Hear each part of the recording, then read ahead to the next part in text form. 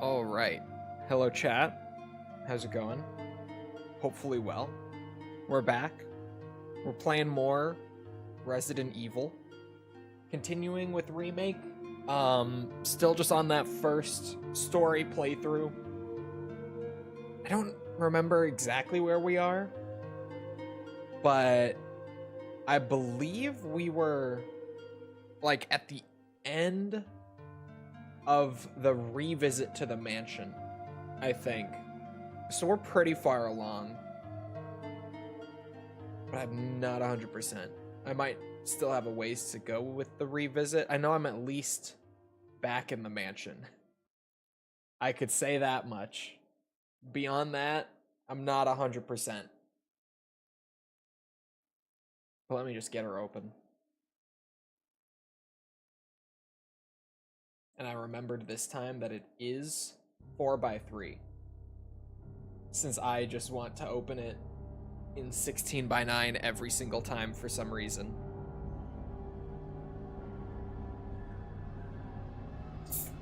And yes, day 69.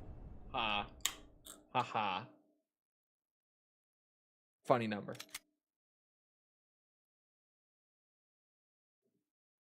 Wow. I've not tried the green apple Celsius before. That is sour. It's good, but wow. I wasn't ready for that. It's nice. Okay. I am in the mansion. Oh. Okay. Okay, yeah. Yeah. I see. I see. Oh, and I got the book. Well, the other book. Eagle of South, Wolf of North.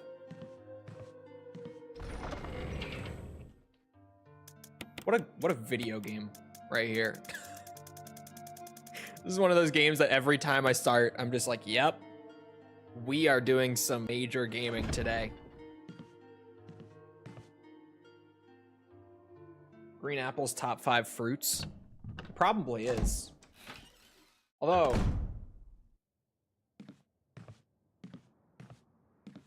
I am a bit... No. I was gonna say I'm a bit picky with my fruits, but I'm not. I'm not super enthusiastic about most fruits. But I like almost every fruit. I can't even right now think of one that I dislike. So picky's not the word I'm looking for. I just don't get excited about most fruits. Now, if it's like a good fresh pineapple all cut up, that's the good shit. But most fruits, I'm like, yeah, I'll have some fruit. Why not? Apples are up there, though, especially green apples. I like those.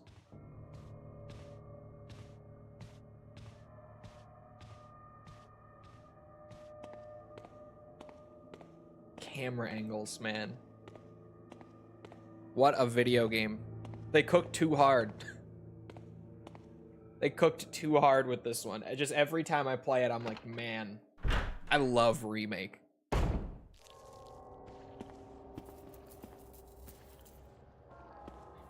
I have plenty of ammo, but I probably just don't need to.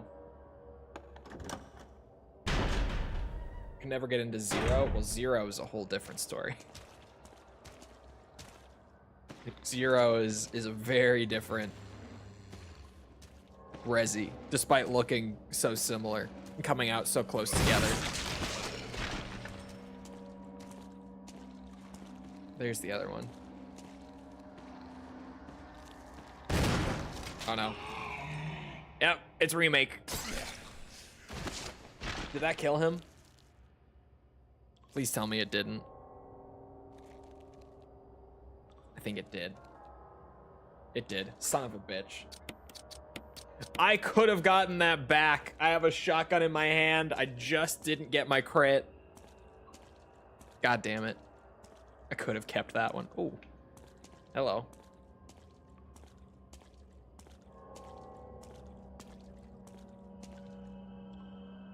No item boxes made it so bad for me.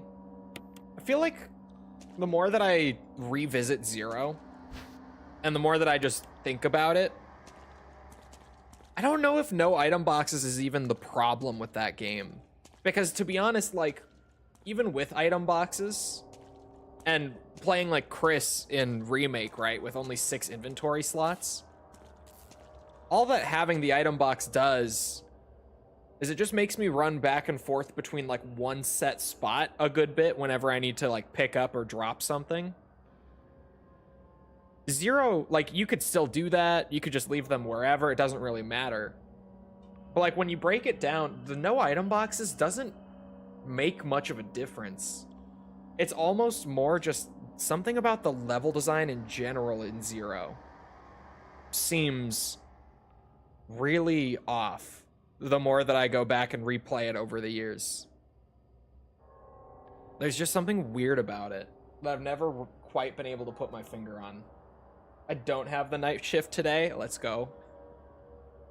Main fuse has blown out. Oh, okay. I thought it was gonna like cut to showing the elevator power up. Classic video game shit, but it didn't.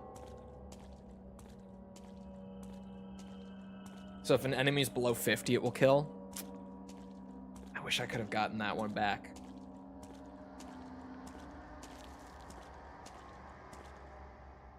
Granted, I have 2 more on me, and I think I have grenades too. Oh shit. There is stuff in here. Yeah, there is. I thought so. Yeah, figures. At least I have a blue on me.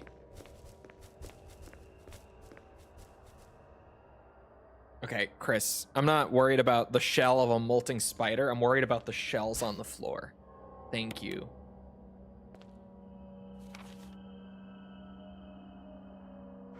What more is in here?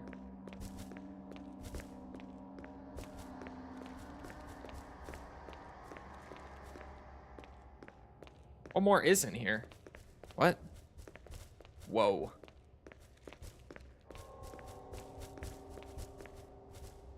Oh, there are 3 of them.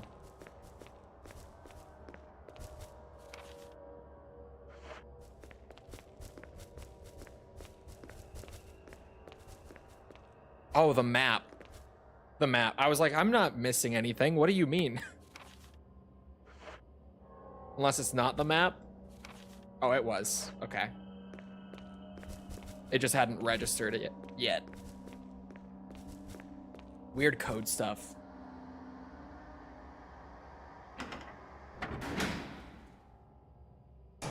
Did you see the PS3 advertisement I sent? I did not, no.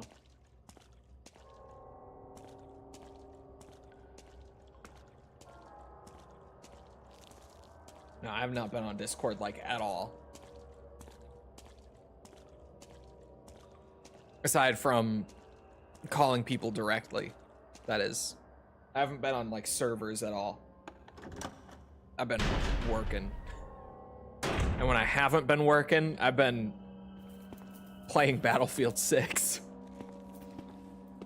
Like a real gamer, damn it. Elevator. Oh, shit. All right, he's gotta go. I don't want to have to run around him every time. The normal zombie is one thing. Crimson Heads are a little different. I meant to press back. I did not mean to use a first aid spray there, but it's fine. I have like 10 of them in the item box right now. Kiryu and Nagoshi were in the ad. Nagoshi's in it? What the fuck? First Crimson Head? No, that's the second one. Because we had the... What's it? They didn't expect some weird pink fox girl VTuber anime girl online to play this game and make her entire community make a day about livers. Would you rather fight Prime Leon or Prime Chris? Prime Chris. Absolutely Prime Chris. Sorry, Chris. But if I had to choose, I'm fighting Chris. My chances are better. Sorry, what is like deemed prime for Chris? RE5, I'm assuming. And I'm assuming 4 for Leon. Still find it strange this mansion has no laundry room. I never thought about that before. Why'd you have to go there? Why'd you have to mention that? God damn it.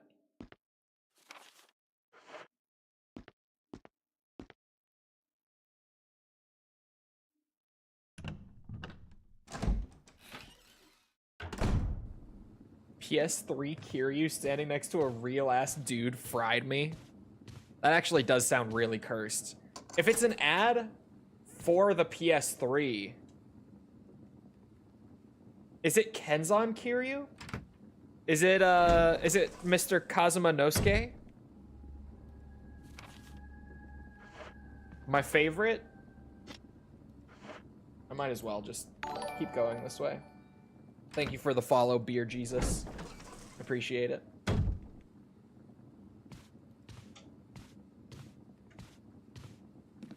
He's in his white and red suit.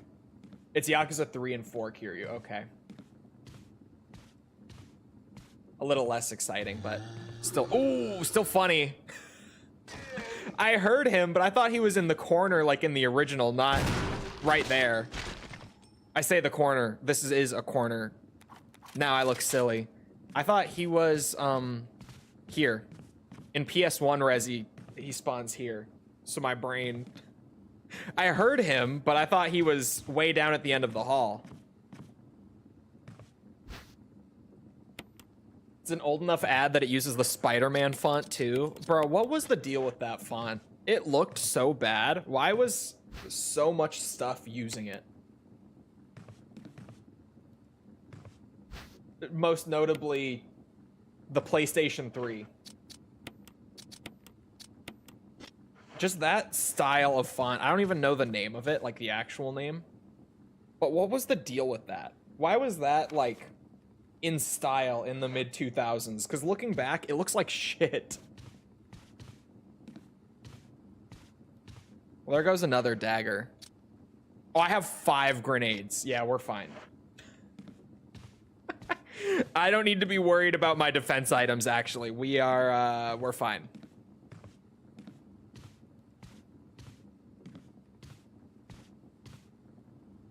I think it's a cool font. No.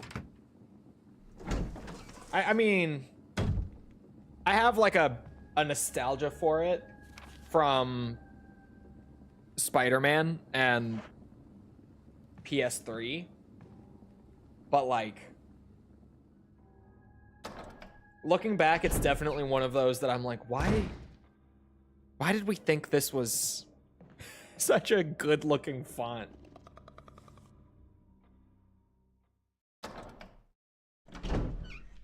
I always loved the Spider-Man font. Okay, I'm apparently the crazy one. I don't know. Bro, speaking of looking back on Spider-Man, I still to this day regret rewatching Sam Raimi's Spider-Man 3.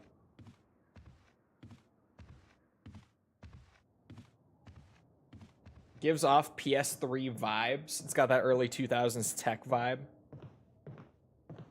Yeah, I could see that. I feel like in general that early 2000s tech vibe is where I'm like, this stuff was so silly, but we genuinely thought that it was so cool. Like, you look back at so much stuff from the early 2000s and it's like, oh my god, we unironically thought that this was like the coolest shit. Not to mention like the fashion in the early to mid 2000s. Like, Jesus Christ, what were we doing, bro? What were we on?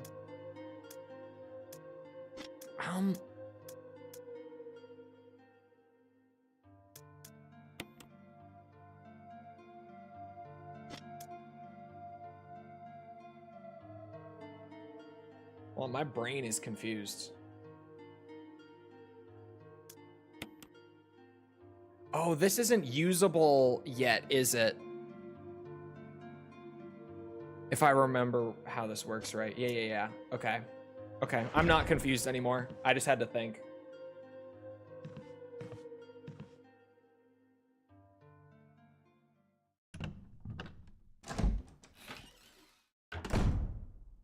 Only Spider-Man 3 was good. Albert Wesker, the master of baiting. Yeah. No, Spider-Man 3, it just... They tried to cram so much into that movie, and obviously we know the behind the scenes with it, that Raimi didn't want like half of the stuff that was in that movie to even be in it. But holy shit, like everyone in that movie appears for like 5 minutes and then gets sidelined for the rest of it until the finale. They just randomly come back and then their ending gets super rushed. And just the whole movie is a mess. Like the pacing in Spider-Man 3 is fucked, but it has that really cool Sandman scene, like the CG one where he first becomes sand. That scene is great. I love that. I love some of the scenes in Spider-Man 3. Most of them are Sandman scenes. Go figure. The villain who was initially planned to be for that movie had the best stuff. Wasn't The Amazing Spider-Man 2 the same deal? Kind of. The Amazing Spider-Man 2 is also a weird one.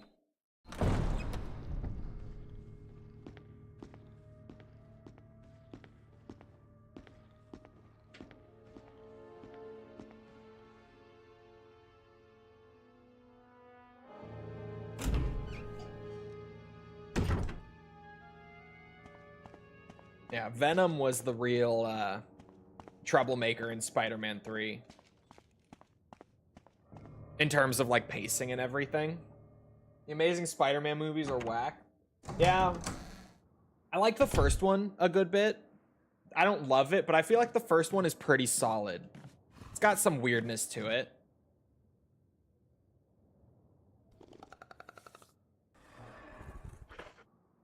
I would rather not, even though I have so much ammo. There are two. Is there one in... There was, I was just about to say, is there one in the bathroom? Holy dodge, by the way. What a dodge.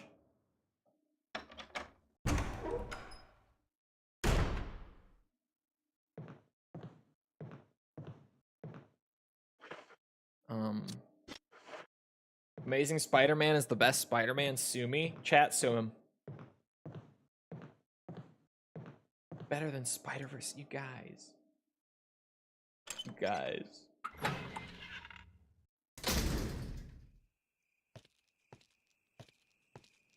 This is a classic Chole spicy take from way back that I have not had the opportunity to double down on for a while. I think the Spider-Verse, the first one, Into the Spider-Verse, I thought it was good. I did not feel like it was like the best Spider-Man movie ever, or even really close to it. Also because the pacing in that movie was super fucked. The pacing in that movie was a bit of a mess too. Also, I feel like because they were just trying to put too much into that first movie to like establish everything. It felt like they were just going totally rapid fire and like cutting scenes short that should have been a bit more in depth or like explored a bit more, I guess. I like Spider-Verse, but like Spider-Man 2 solos still. Ow. Okay, I'm not poisoned. I can live with it. Normally they poison you. I normally don't get bit by one. I was not prepared. I forgot to grab the crank, but honestly, I could just run into the guardhouse real quick to grab it.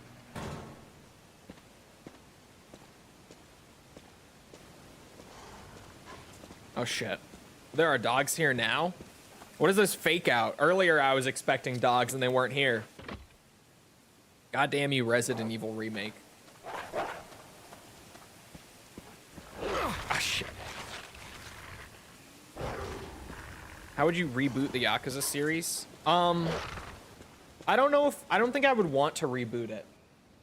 To be real with you, I would just try to, I guess, start a new story, like disconnected from everything else.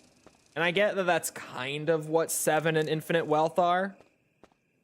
But from what I already know, like those tie back into the Tojo clan and everything, like very, very heavily.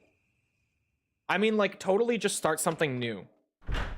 Start something that can just exist on its own without needing the prior material to like lift itself up. I feel like that's just the best route for going forward. Like genuinely, and it sounds like it would be too hard to do, but bro, the Kudohyo games are, you know, right there. Or Judgment. I think Judgment still ties in somewhat, but yeah, something like that. Like, just do that for the mainline games too. I don't know. I feel like they don't really need to reboot it. Because to be totally honest, like, I don't know if I would want to have like all the same characters, but just in a new story going forward, you know? I don't feel like I would want that. I feel like I would rather just get a new story. I don't know if it actually ties. Though I've heard people mention stuff that apparently ties in, but I think it's pretty light on the tie-in. I don't think it's like super heavily tied in, but to my understanding it is.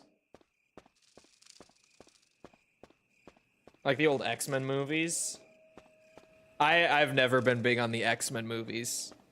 A couple of them are good. Like anything.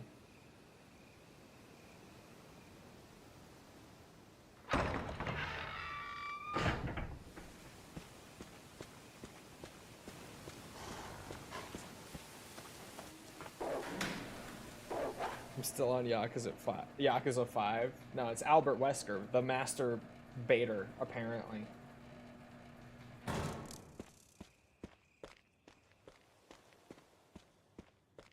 Oh.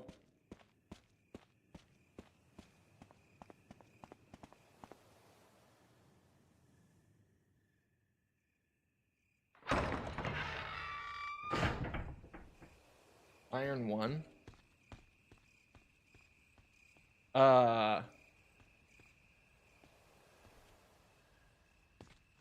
Iron Man? Are we talking Iron Man?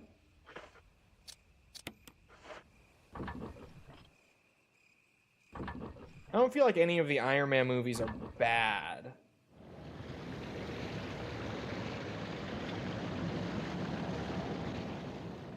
And also Nishiki lives. To be honest, at this point, with how RGG is handling stuff, I would not write it off as being impossible. I'm just waiting for like Nishiki or Ryuji to come back and have been alive this whole time. And just like bartending or something.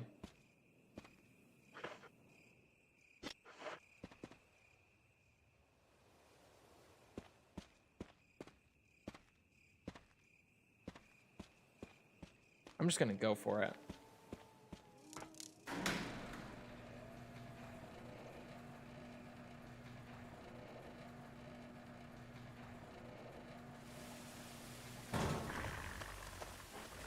Dogs, leave me alone.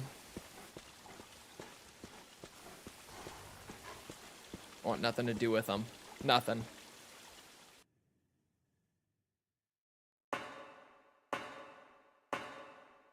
Did you get spoiled? Yeah. It's impossible to avoid spoilers doing what I do, to be fair. As hard as I try, it's impossible. There's nothing I can do.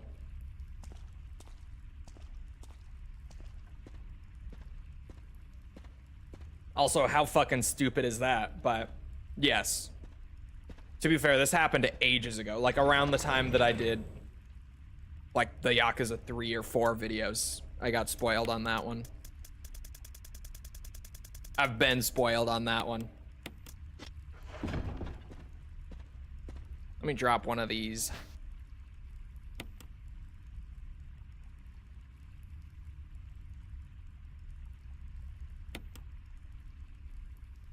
Drop a big ink ribbon.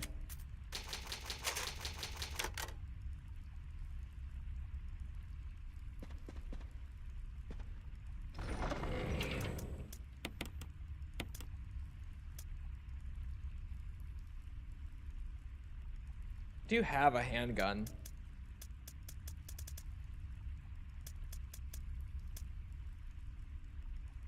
It's got some ammo in it. I don't know. Probably not in here. Oh, wait. Hexagonal? Never inspected the crank. Shit. Losing track of my own items. This is a square one. I can just see it. Square crank. So I do need the other one.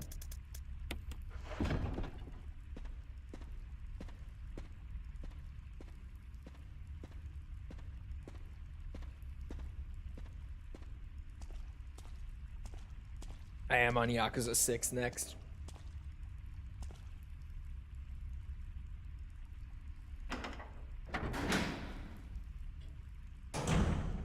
And also, yes, rubber explosion. You just wait, Mine's gonna come back to life too. Rubber skyscraper.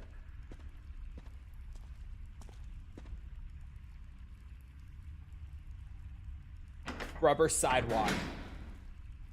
It was a rubber sidewalk.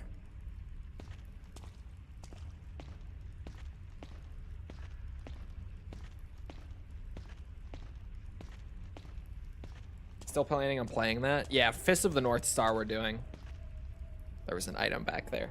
Elevator's power source. The shaft. The shaft has been secured. Some sort of key to start the power supply. Symbols are carved in its side.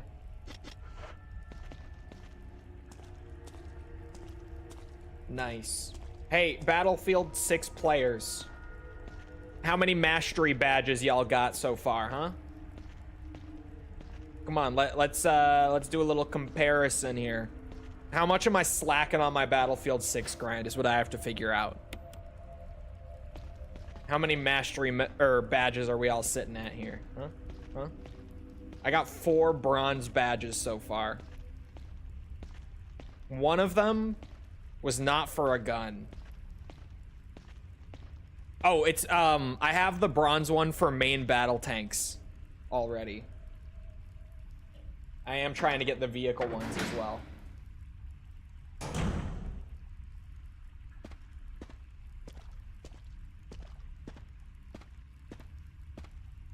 Hello.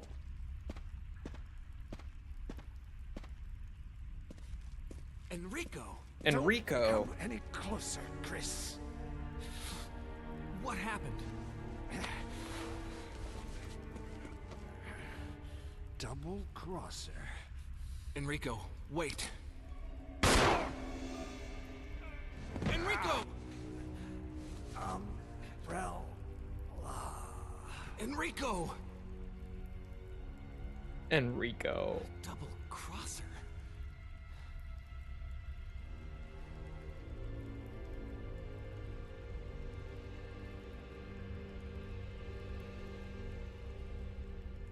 All right, don't mind if I just slip between your legs there.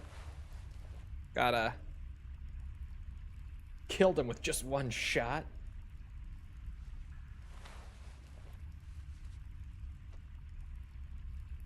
He's holding something.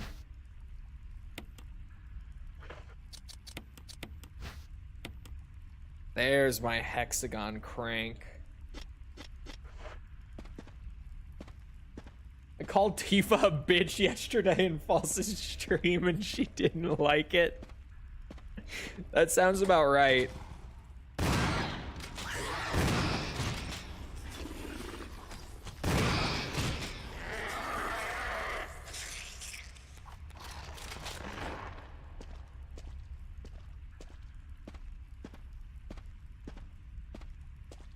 False loves Tifa. You can't. Not really because she particularly loves Tifa as a character. She just loves Cloud. And believes that Tifa and Cloud belong together. But that means that she will also defend Tifa to her dying breath as well.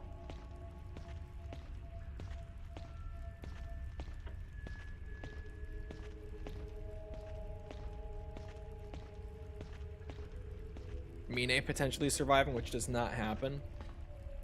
Yeah, but like what Tibby's saying is there are two people who, you know, could have survived via rubber sidewalk.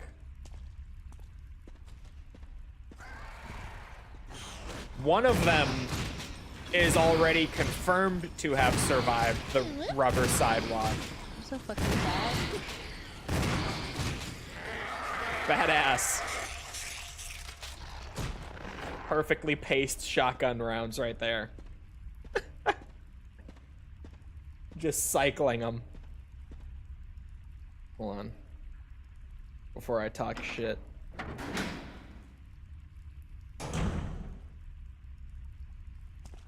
We're trying to protect him. He already knows. He just said that he already knows.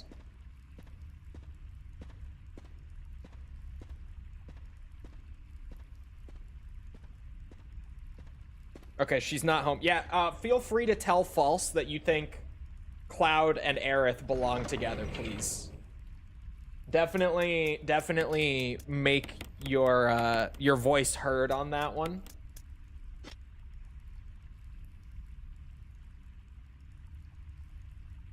Definitely. TTS, got it. Yeah.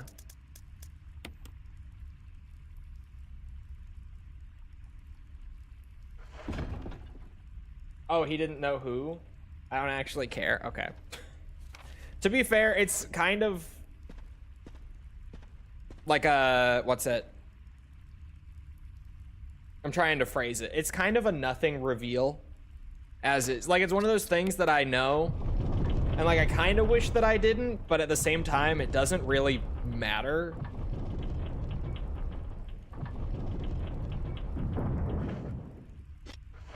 But no, I thought he was just alluding to it without directly saying it.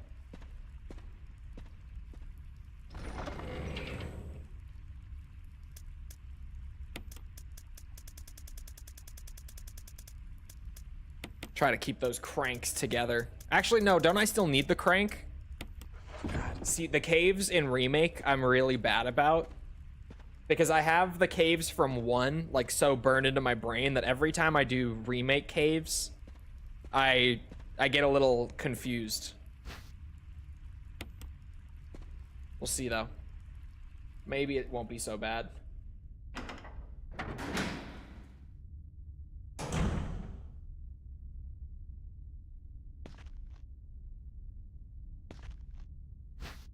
Oh. I don't see why not.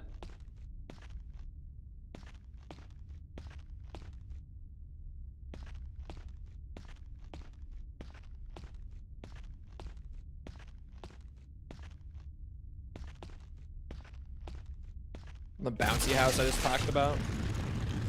Well, realistically, they both would have. Like, even if one landed directly on top of the other, when you're falling from the top of a skyscraper, the difference between hitting concrete and hitting another human being who also hits the same concrete is really not much difference at all.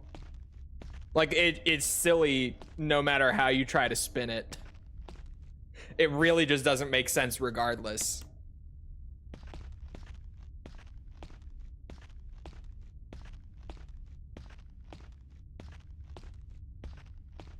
Whoops.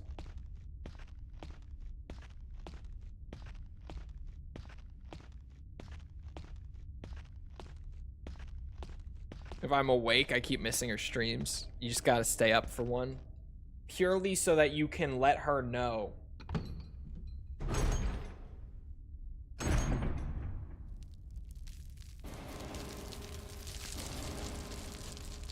Two dead characters? No, I was making a joke about someone.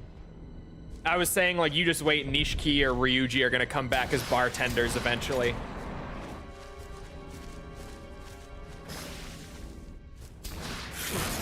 Ow, son of a bitch. Hey, hey, go easy on my boy. He serves no purpose in the story. That's kind of what I'm saying. Like, it's really not something that I'm bothered by knowing. Ideally, I just wouldn't have known, but it doesn't affect much of anything that I do.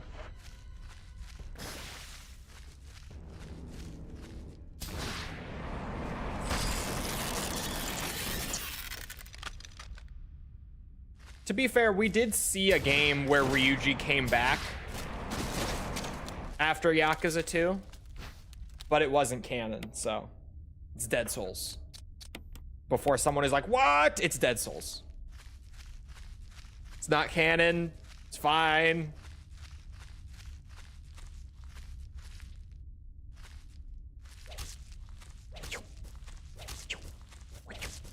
Oh shit, there's another one?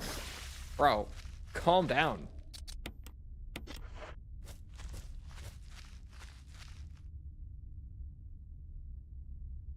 Those are making me so uncomfortable. What, the spiders in Remake?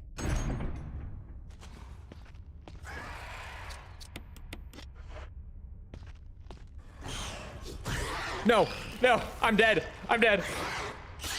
Oh, defense item. I didn't know I could use it on a hunter.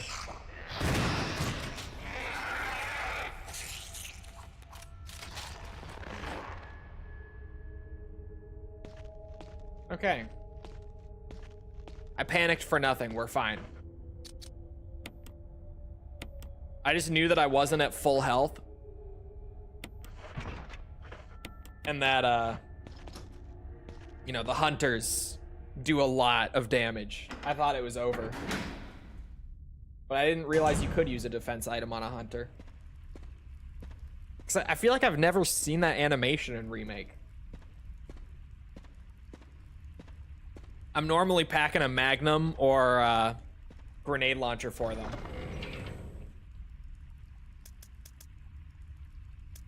I don't need this second knife. I guess that's about all I'm dropping, actually. They ain't decapitation machines like the original? Apparently not.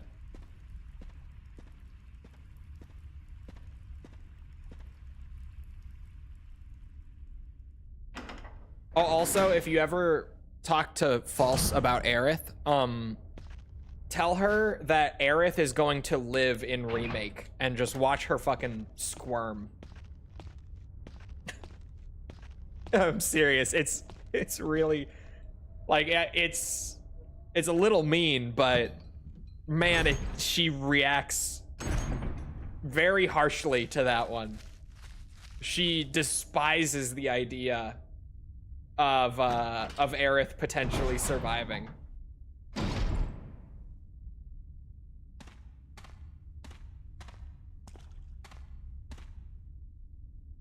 Double blue. Heard about the headcanon that Daigo and Mine were lovers, and not gonna lie, I can actually see it. Bro, it would be so good if in the Mine Gaiden they did go into that. It would be so crazy. Is there not a door here? Wait, there's not. Bro. Remake shit. Remake shit.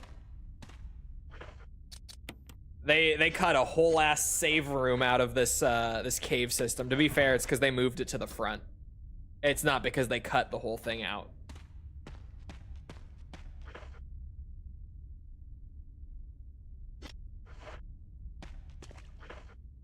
Wait a minute. Sorry, my brain is working overtime right now. All right, we're backtracking again.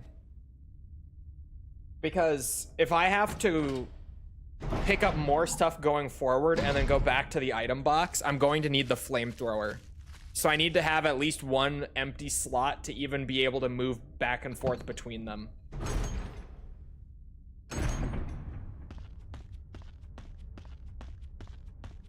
Y'all think it's Mine? No, because Daigo would have been sworn in way before Mine came around. To be honest, I kind of wonder if he even had one, though. Considering, you know, he kind of just got brought in because of,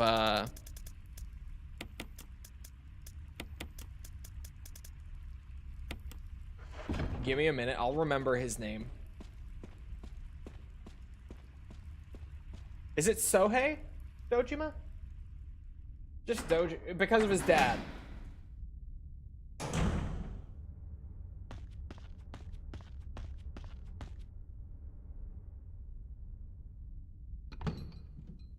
Oh yeah, Kanda. I forgot about that. I forgot. But you are right.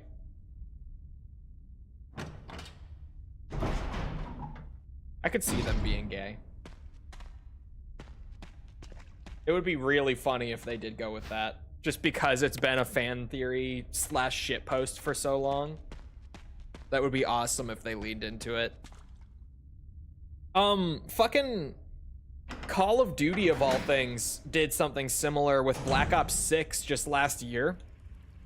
Where during Cold War, there was a major fan theory that one of the characters who was introduced in Cold War was actually in a gay relationship with Samantha Maxis. And it was like a fanship that started up kind of jokingly, but some people were totally serious.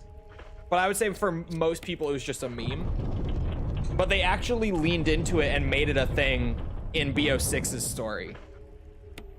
They made it a legit thing in BO6 Zombies. Which was kind of hilarious. I didn't expect them to do that.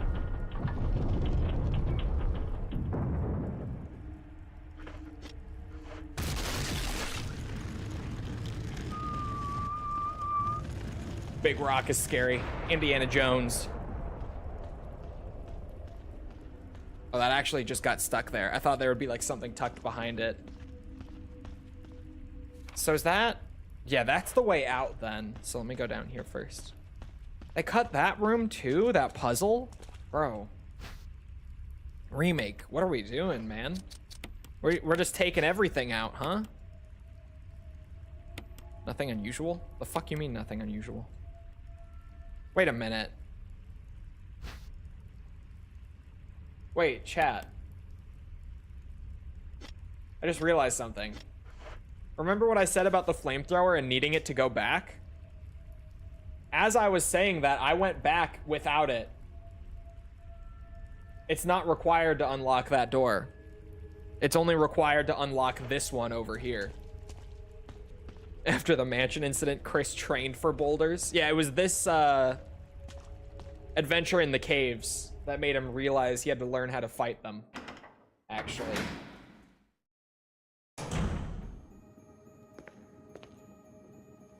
Oh, wait, no, this is still here. Oh. Yeah. Okay. I forget the cave section is like twice as long in this game, too. Oh, it's doing the remake thing. It's doing the RE remake thing. Where everything is different, but similar, but different. So my memory over the years starts to get all jumbled up.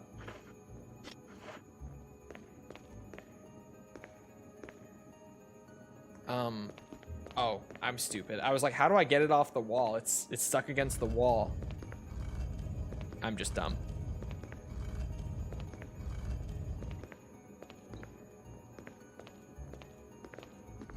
Uh-oh. I'm getting twisted.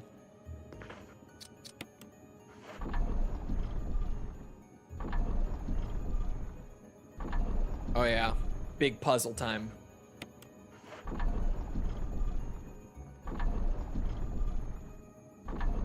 Why does YouTube hate me so much? They didn't even get held. Whatever it was just straight, like, not going through at all. They weren't even there for approval.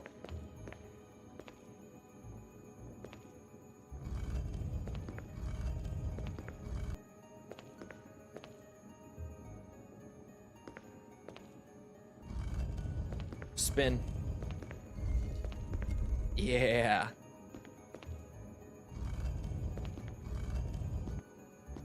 Okay. Oh.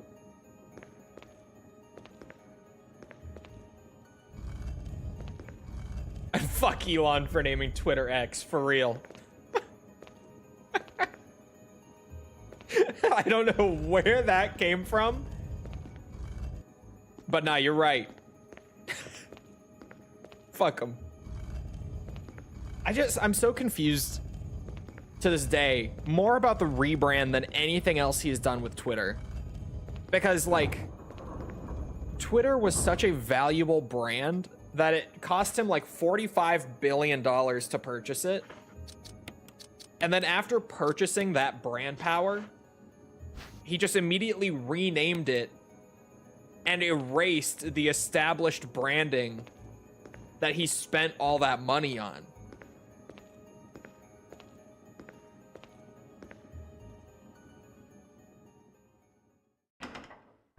It was just like, it's one of the most baffling moves when you think about it. Like, sure, Twitter had a large user base and everything, and like the infrastructure was all built, but that's not why Twitter cost $45 billion. It's because of the fucking brand power. Just obsessed with calling companies X. It's like his staple. But like, why? I wanted to say this isn't gonna be the same. I mean, it is the same. It is just the same thing that it always was, but it's worse. It's worse. The problem just got exacerbated. 69 days in and only on RE1. We're on RE1 remake, but we're doing everything in release order. So we've already completed a bunch of them. I have to think. RE remake is the 7th game? Yes, the 7th one.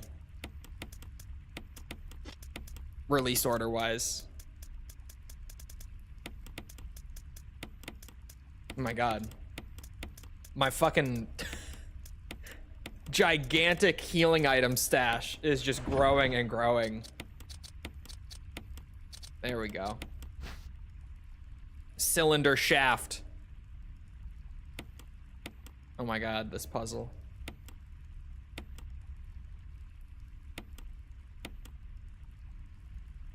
Why make me turn it so many times? What's wrong with you? What is the point? There. 4, 2, 3, 1. Or is that last? I don't know if it's last, but we're still doing like the first story playthrough right now and just getting best endings and everything. We're only like a couple streams into RE1 remake. We just got to it. Deleting your account is now breaking up with X.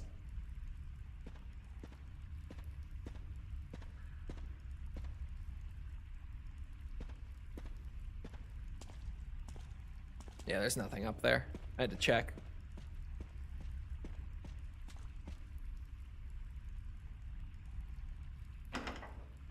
From RGG Online? Oh. Okay. Interesting. Yeah, I'll have to see if I can do that or not, because that has been a question mark basically the whole time.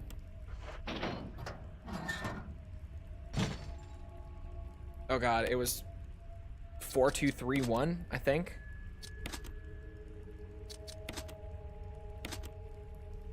Looks like the power's been restored. Booyah.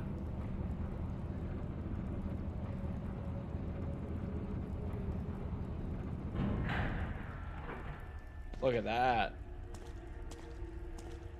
Chat, quick question. Uh-oh. Yeah?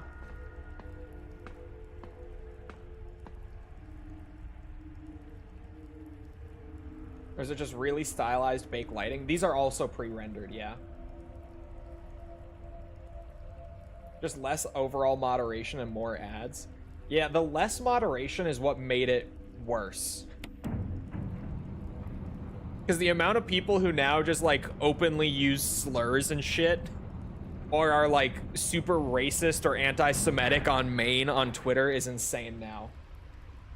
You used to run into it once in a while, but it wasn't super common because people would get banned for that stuff. Now you just run into it everywhere. It's crazy.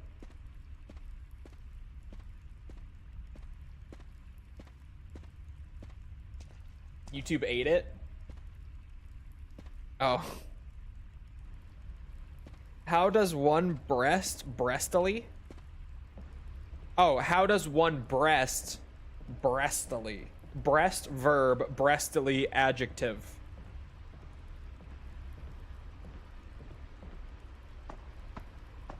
That's a good question. I wouldn't know.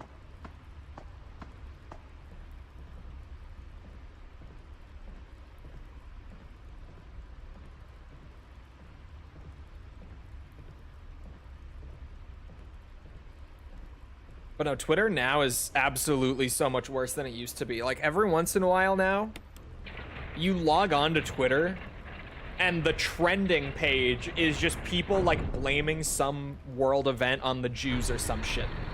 And it's just like, what?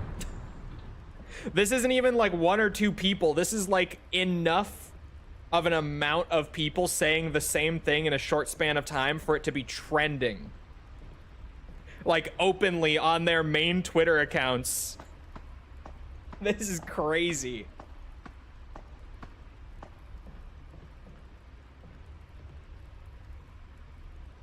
She breasted breastily down the stairs is an all-time classic. Am I missing something?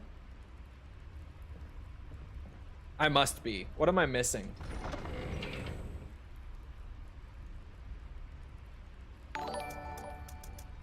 Blue Sky isn't doing much better. Yeah, I'm not talking about... I've never cared anything about Blue Sky.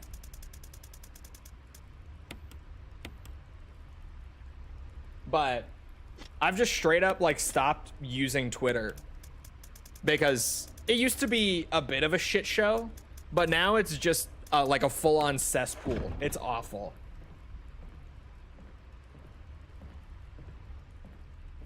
Thank you for the follow for the dead. Appreciate it.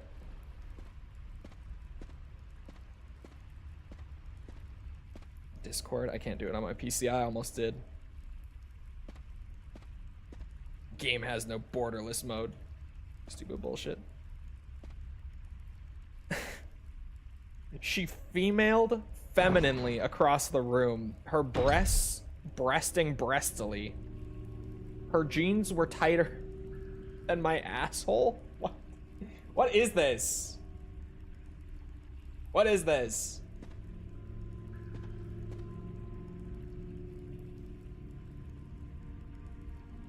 Is that from the Milking the Minotaur book? What are you What kind of cursed knowledge is coming into chat right now? What is happening? What are you talking about?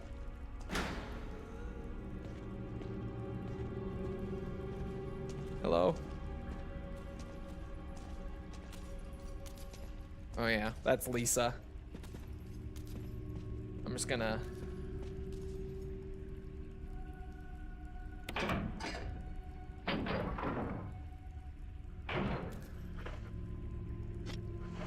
Oh. Oh, shit.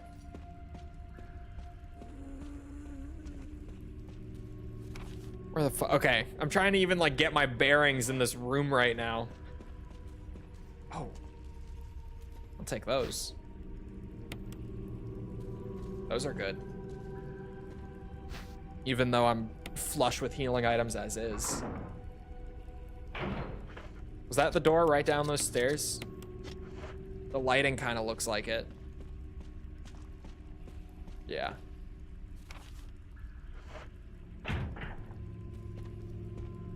Well, I don't have a flamethrower down here. Oh shit, Lisa. Okay.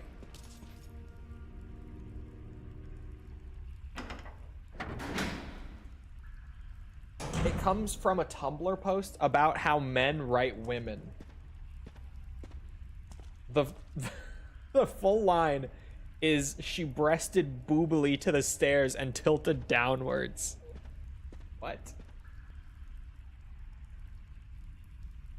What?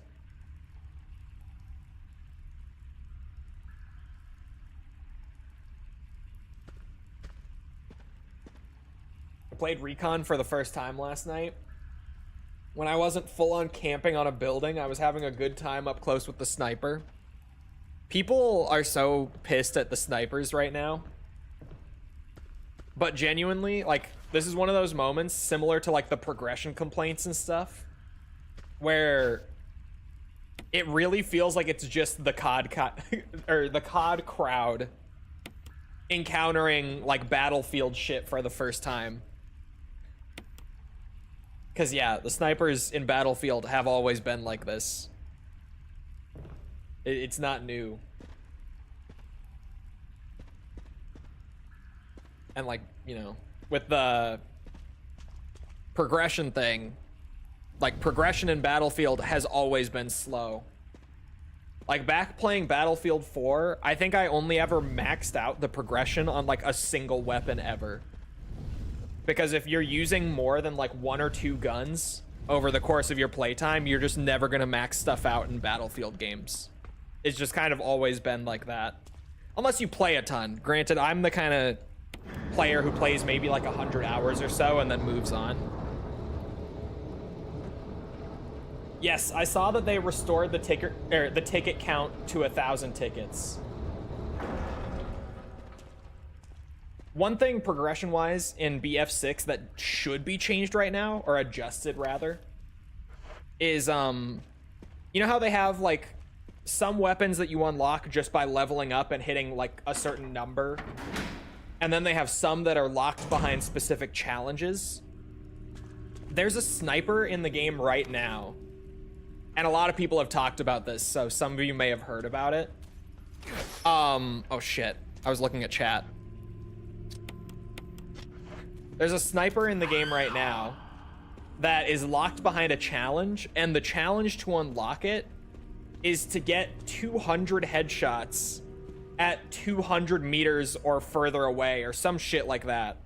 I don't remember the exact requirements, but that thing is ridiculous because the maps in Battlefield 6 are so much smaller than Battlefield maps typically are. Like, even the biggest ones are considerably smaller than like what you would see in Battlefield 3, 4, 1, whatever. And so there's literally only like one map in the game where you can consistently even get headshots at that range, and it's Operation Firestorm. It's the remake of a Battlefield 3 map. Like, it's legitimately the only map where you can even consistently get shots like that. And I agree that that challenge should 100% be brought back down. Like, that is more than excessive, especially when the maps in the game aren't even built for it. Right? Like, it's one thing for it to just take a long time and be kind of grindy, but it's another thing when the game is actively built in such a way that it does not facilitate that requirement to begin with.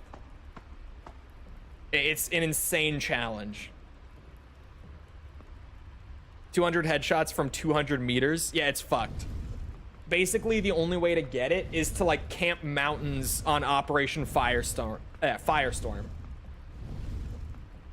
People are legit, who are, like, trying to get this sniper unlocked right now, are just queuing for only that map in Conquest, and just sitting up in the mountains and praying they can get headshots.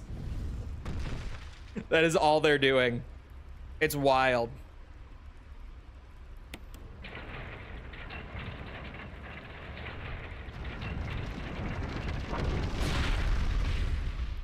Because 200 meters might not sound that crazy, but like, even like think Siege of Cairo, for sake of example. If you're standing at one end of like the C flag street to the other, and you're shooting across that shot is only like 100 meters.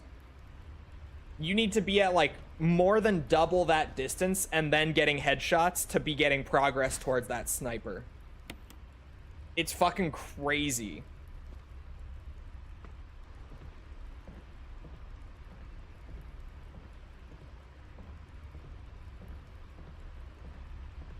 Even in past games. Yeah, but the thing is, like, at least past games had sightlines that facilitated that sort of range. Because back, like, playing Battlefield 4, remember, this is more for Xbox guys from back when that game came out, but remember when Xbox had, like, that built-in clip sharing, like, social media thing? And Battlefield 4 was, like, the only big multiplayer shooter on the system at the time when it first came out. So literally, like, this whole clip sharing social media thing they made that was built into the Xbox One, that entire thing was just Battlefield 4 clips. And you would see clips left, right, and center of, like, crazy long-range headshots and whatever people call it when you jump out of the jet and RPG another jet and then land back in it. I know there's a name for it that I just always forget. You just see stuff like that all the time. It still does have that? Does it? Like, with the editor and everything? Where you could, like, make montages and use the Kinect to, like, put your face in, like it would face cam you, like green screen you in for doing commentary and stuff. I believe so. Really? I thought they got rid of it. Like, I felt like I remembered them shutting it down, but they might still have it. Or maybe they changed the name of it or something. That might just be what I'm remembering. But you'd see that stuff all the time. It was just people sharing like crazy Battlefield shit. But even now, like, when you go scroll like Twitter for Battlefield stuff, you're barely seeing clips like that in 6. Because 6, also one of my like criticisms that grows on me the more that I play it, 6 has been like condensed down and made much more structured and formulaic, and there's a lot less of those like crazy Battlefield moments happening during the game. It's still super fun, but you're not getting like those only in Battlefield kind of moments very often, if ever. Remember Battlefield Machinima? Oh god. I try to forget Machinima. Those guys were assholes.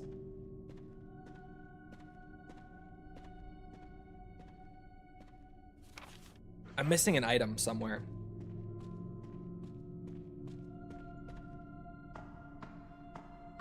Oh, Facebook bought the service. Oh. Oh, I missed this. I went right by it. Yeah, that was all I was missing. What's in this?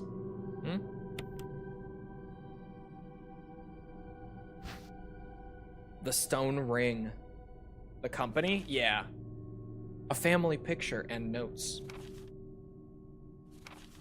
There's something written on the back. November 10th, 1967. Mixer was the streaming app. Mixer was their Twitch competitor.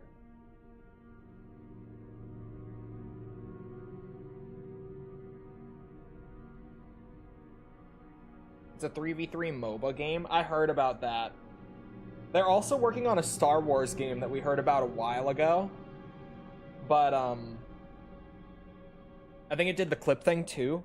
No, because Mixer, when they first started, or sorry, when they first launched Mixer, it wasn't called Mixer. They renamed it in like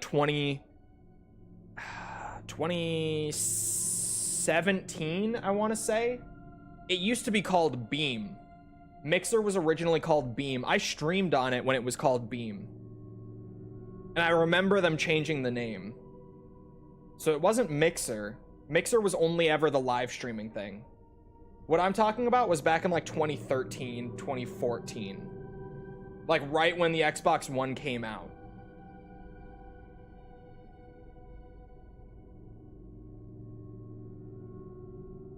$2016?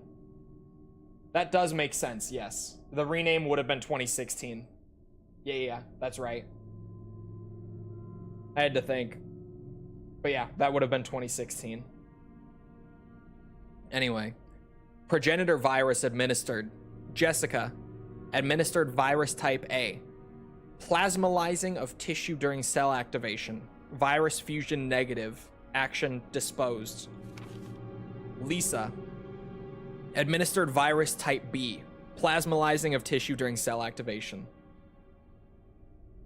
Sorry, hiccup.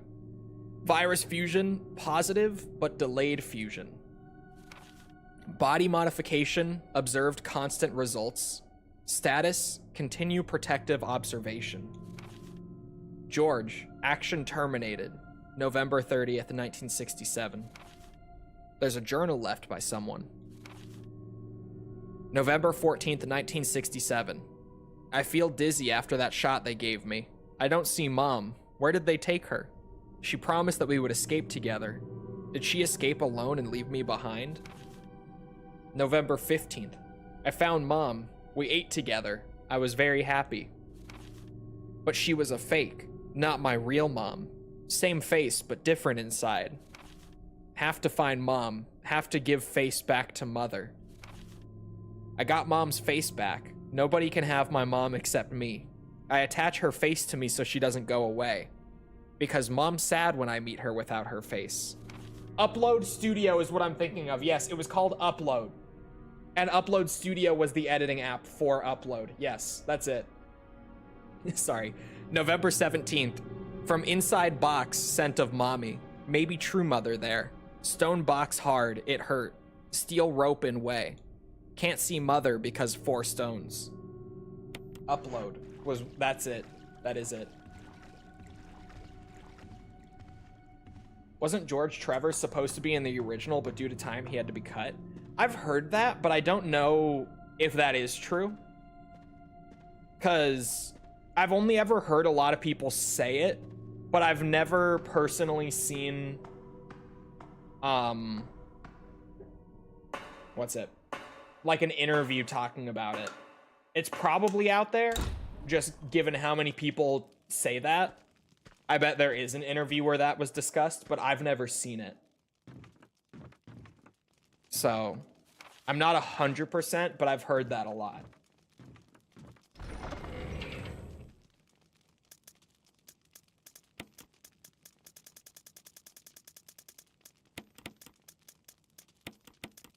God, it's becoming a mess. There we go. I wanted the metal object anyway. It was discontinued like 4 years ago. Was it really only discontinued that recently?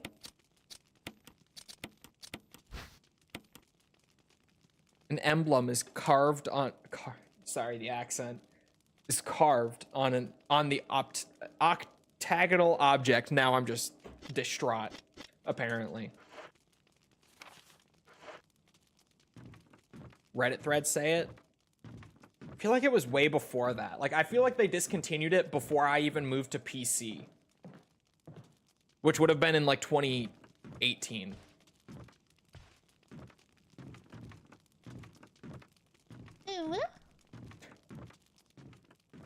The hell was that? Stroke, maybe? It says there's something in here.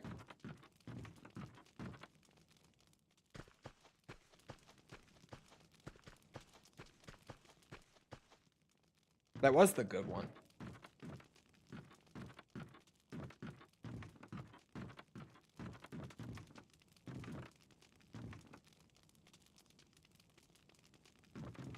What am I missing?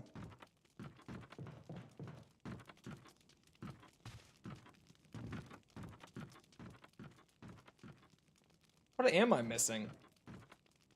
It's gonna drive me nuts that there's just one room I didn't find something in. I'm gonna piss in your mouth. Don't do that. I'm trying to find this item.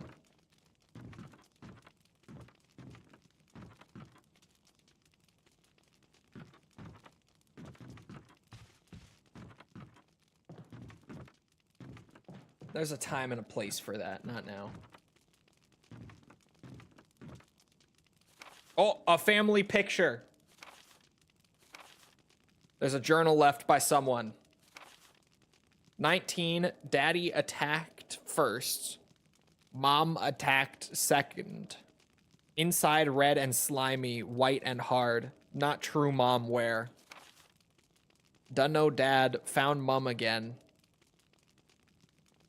When attacked mommy, she moved no more. She's screaming. Why? Just want to be with her. 4. Mom, where? I miss you. Oh.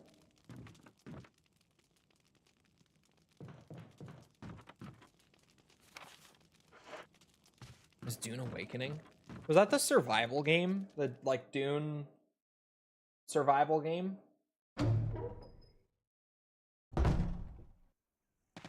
I remember there being so much buzz around that before it came out, but I think it's out, isn't it? And I feel like I didn't really hear much about it. Oh, it's an MMO? I thought it was a survival game. Nap time? In this economy? You think we can afford nap time? No, no, no. Naps are too expensive in the big 25. No nap. See you around hot sauce. Ooh.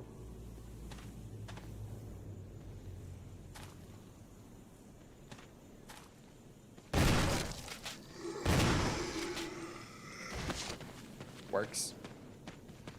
I have plenty of shells. I'm 34 now. Oh. Okay, never mind. He needs the nap.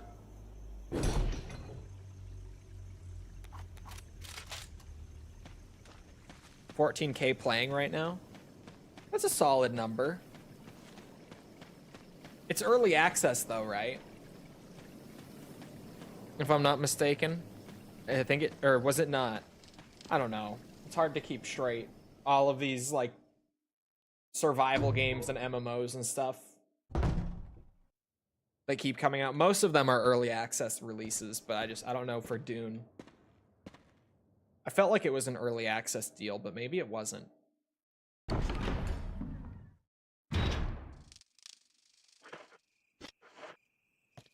It probably is. I mean, to be fair, I'm kind of just assuming, given what the project is. Heard it's fun.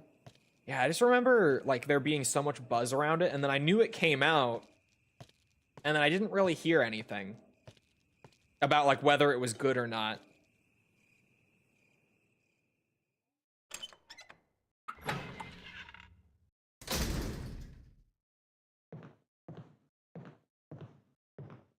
Okay.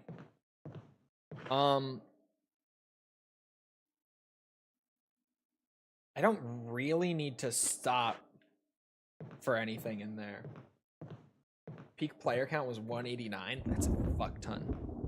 Safer to go this way. There's 2 hunters in that hallway. I'd rather not.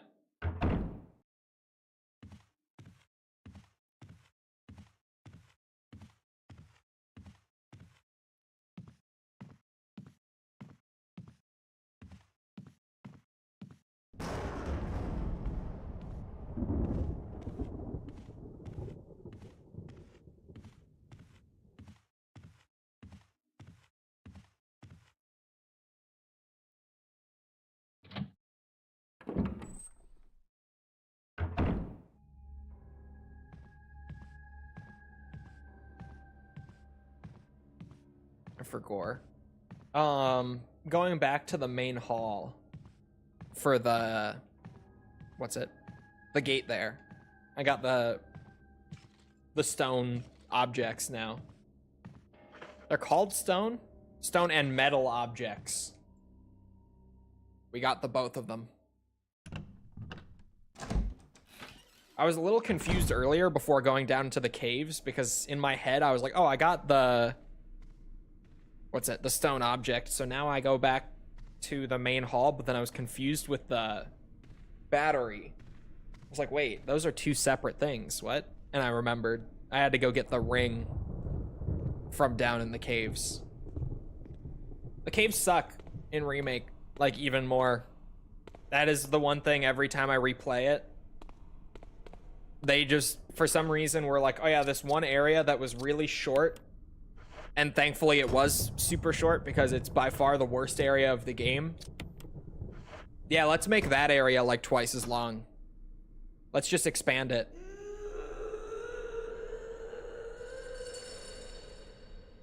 It did not make the caves any more fun, it just made them longer. They still suck. Worst location in all of RE. Are we talking like from a survival horror RE game? Because I feel like we kind of have to categorize them differently. Because like...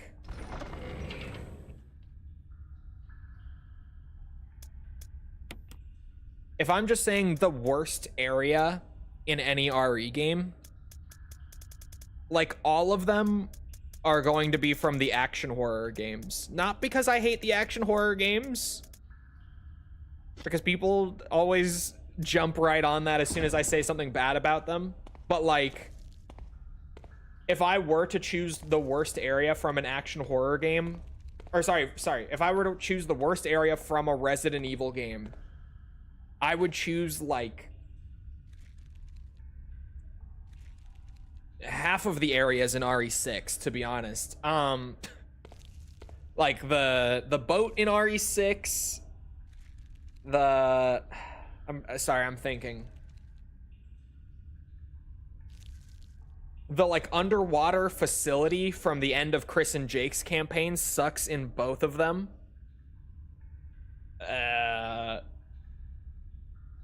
I would end up just choosing the cathedral in RE6 in Leon and Ada's sucks in both of them. I would just choose a ton from 6. I would choose like the boat from RE5, and I would choose the island from OG4. Like those would probably be my immediate picks for worst areas. But then if I cut all the action horror games out and I just went survival horror, it would be like the caves in Remake, or the wrecked ship in RE7,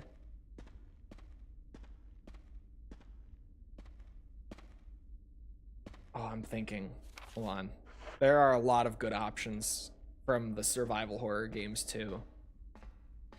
I would say the sewers in RE2, but like compared to the others that I just said, the sewers really aren't that bad.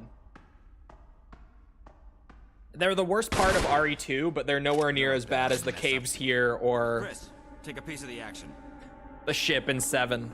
Oh, I'll take a piece of the action. Gimmick boss time, boys.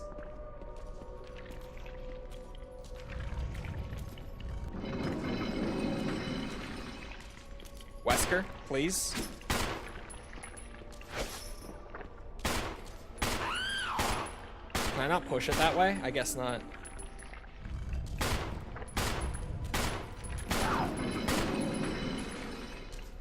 Oh, also, kind of maybe controversial pick. I don't know. But I also think the dollhouse in Village is really lame after your first playthrough. The first playthrough, it's perfectly fine. But on replays, the dollhouse is awful. So the dollhouse in Village is an honorable pick. Mother.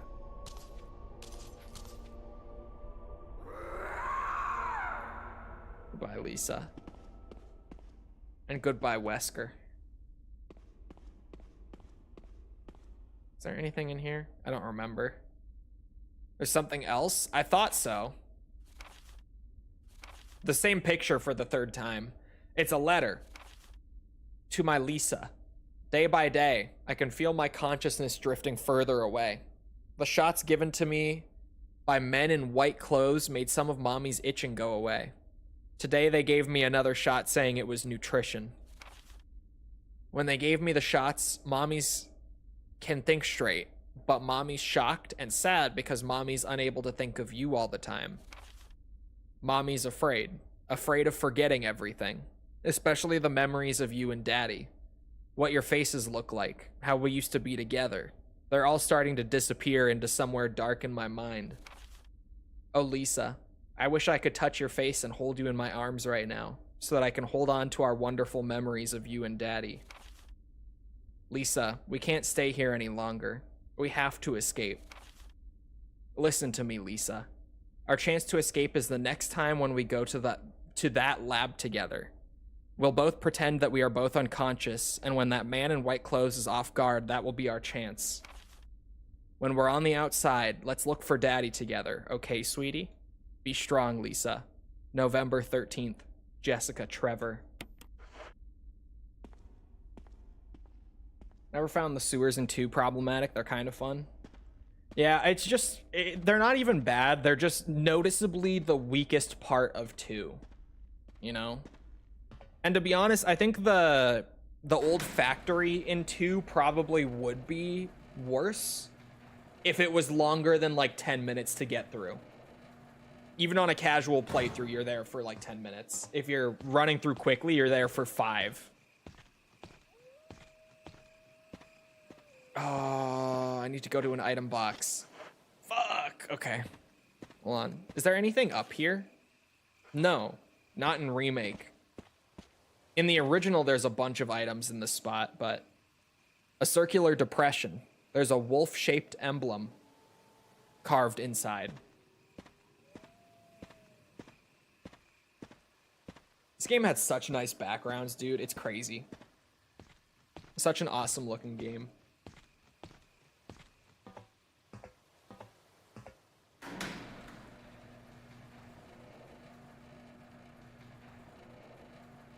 I want everyone to know that Sentai saying too bad they never got a chance to escape got held. Speaking of how ridiculous the message holding is starting to get on YouTube right now, that got held.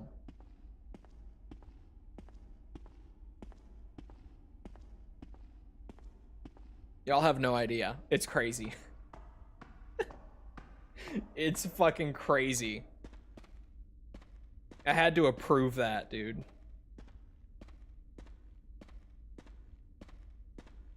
We all sleep on how much false just going and approving all of these held messages actually allows like half of the chat to even be visible. It's crazy at this point.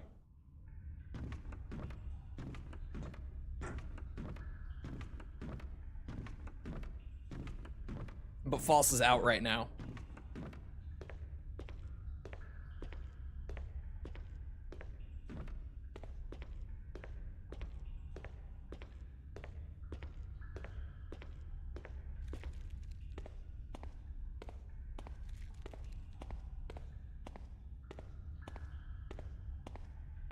Such crazy background work. I'm going with the slow walk just because we're not going to see these backgrounds again. I'm just appreciating them before they're gone. Go all the way down because we need these. Eagle of South, Wolf of North. A medal was hidden inside the book.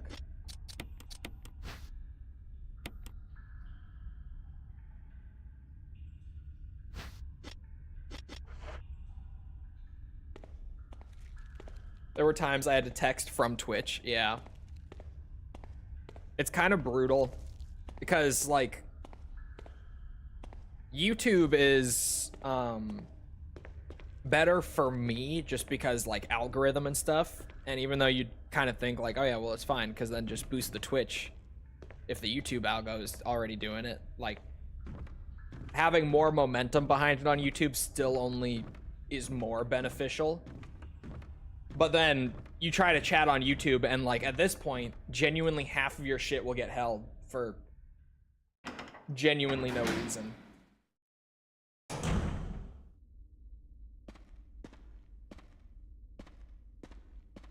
And then on Twitch, you can chat all you want, but no algorithm.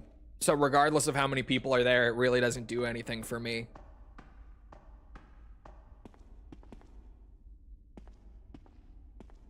That's enough Twitter for today. Uh-oh. Just saw a dude gooning to one of them display tablets at electronics stores. Hand in his pants and hentai on the screen.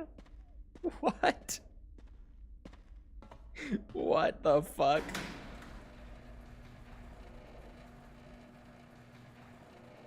It's always enough Twitter for the day. It never takes long. Oh my god, did you guys see, speaking of Twitch, TwitchCon just started today. And, one of, like, the largest female streamers already got, like, assaulted at her meet and greet on, like, the main stage at TwitchCon. This was the wolf one. I had to double check.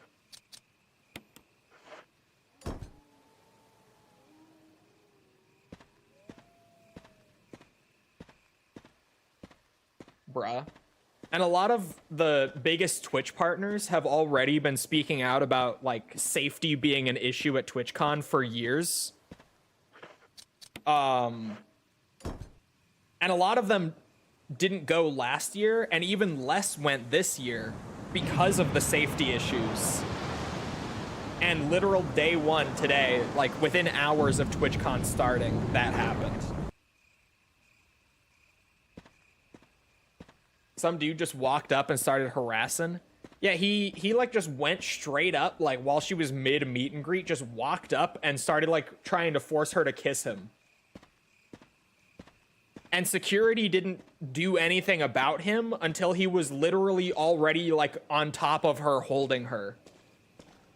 And security did jump in, but not until that moment did they jump in.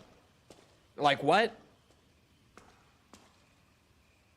And then obviously there's the whole discussion about like, what if this guy went up with like a weapon and was trying to hurt someone and security just didn't do anything until the guy literally was like holding the person? Like if he had a knife or something, she already would have been stabbed. If he went for multiple stabs, she would have been stabbed multiple times by the time that security got him off of her. Will not open unless in first class emergency. Conventions are always a hassle, yeah.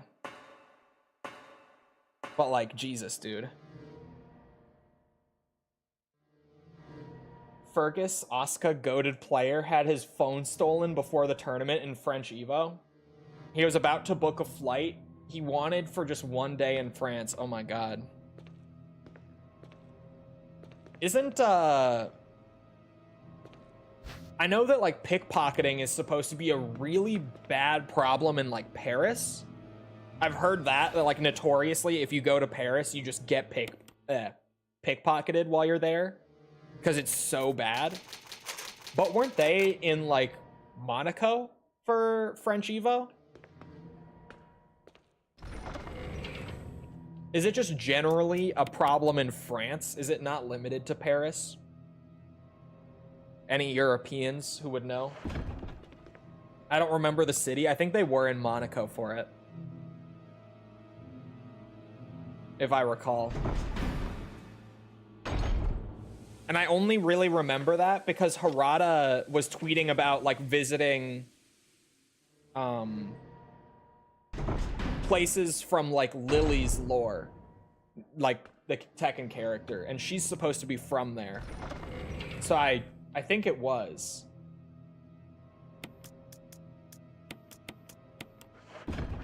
This is a good time to handgun it up a bit.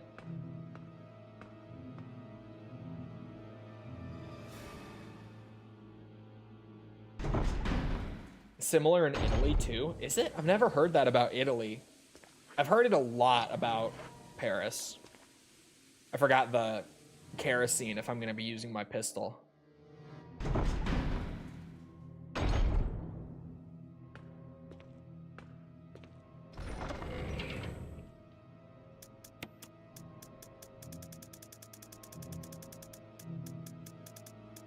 There we go.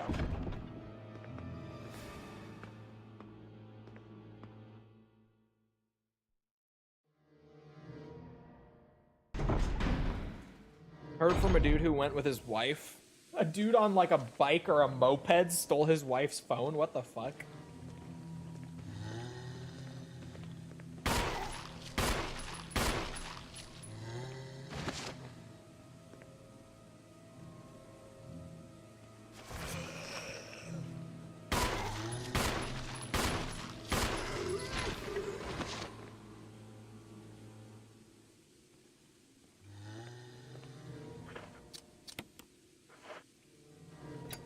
We just hit him with one of those. Easy.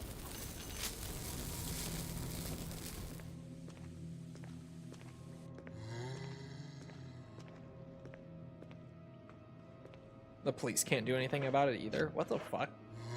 How does that work?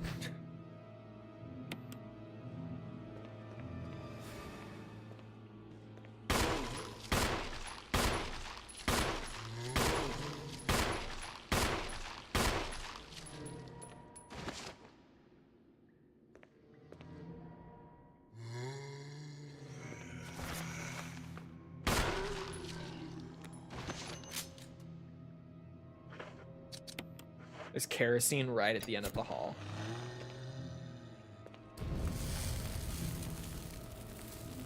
The crime is so nuts that there's not enough manpower for those things? Really? And I think our crime is bad in Minneapolis.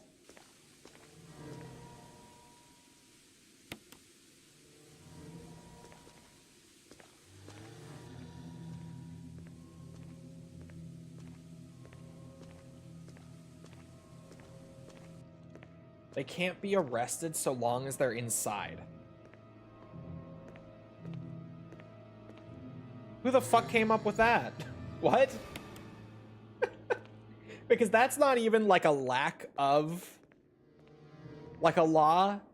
That is there being something in the law that protects them so long as they're inside. Like, huh? How the fuck does that work?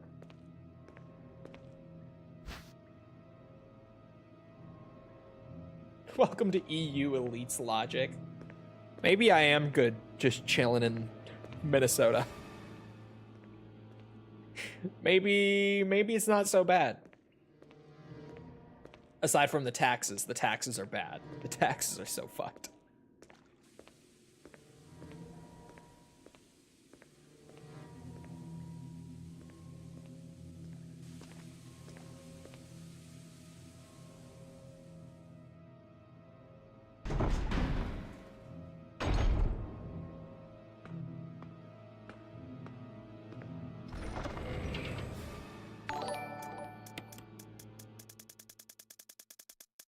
God, I have so many healing items. Is it even worth stashing them? Jesus Christ. At least it's not Canada where they want you to just comply with people breaking into your home. Yeah. I've got a couple buddies who live in Canada, so I've heard plenty about that.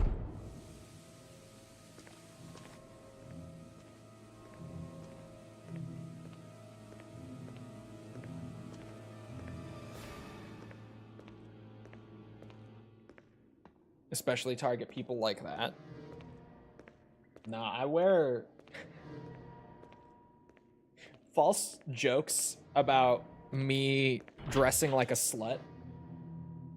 Because I legit wear like a baggy shirt and like gray sweatpants almost every day.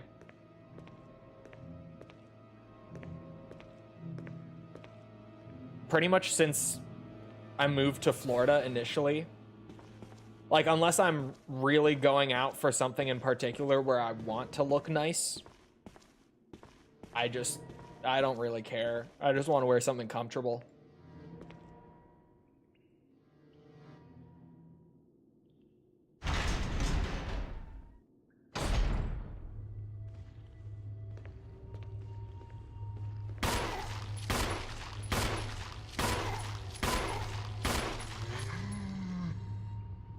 That's kind of shit.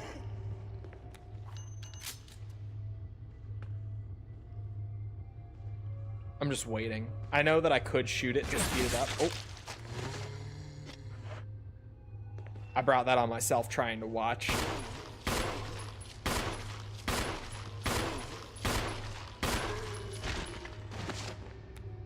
No country is perfect, true.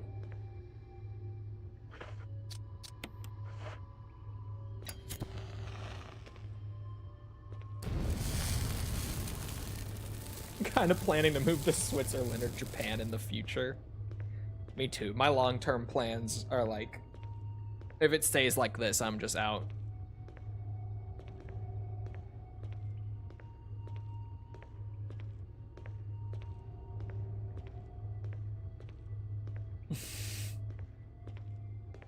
Except China. China's perfect. China is perfect. You know what else is perfect? North Korea. Yep. They're perfect. Nothing wrong with either of them. Not one thing. Nope.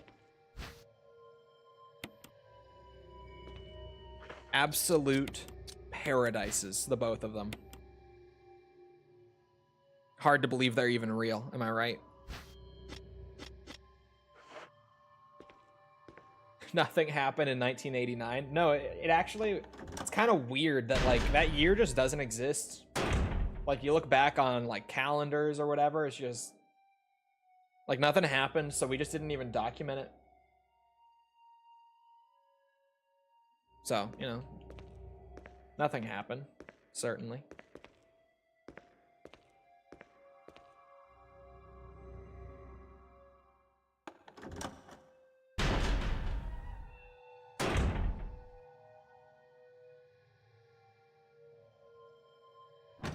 What is up with Kim Jong-un being a Greta Thunberg fan? Is he? I have not heard this before. Is he actually?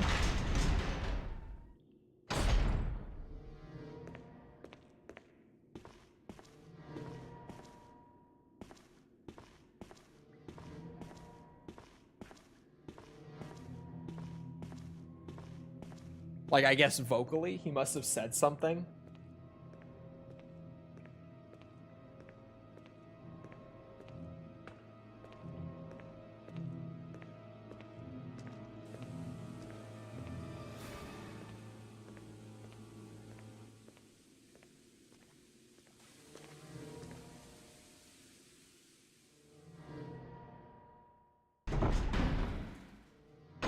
Seems so odd.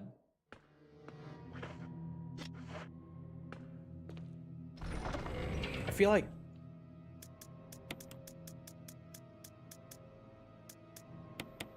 there's no way he actually knows what he's saying if he's saying that. I feel like their views quite literally cannot align.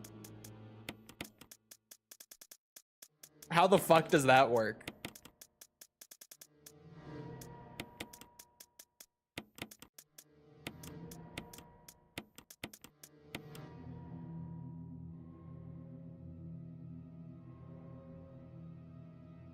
Is it worth using the pistol even at this point? Yeah. Yeah, it is. As long as I've got kerosene right now, and since it's so full of like basic zombies down here, it kind of is. Oh, he said something when the flotilla she was on got attacked. Huh.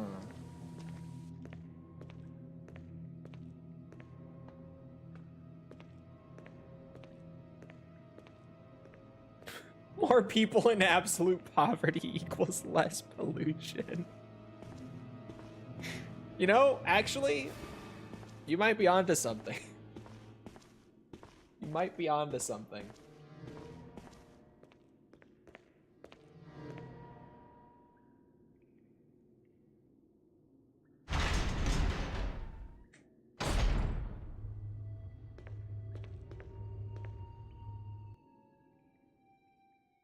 Bro is not onto something. I mean, think about it. Think about it. The less people that can drive car or have access to any sort of machinery or even often any kind of food, the less pollution that we create. Right? The math, it does math. There's no poverty when everyone's dead. There isn't. It's true.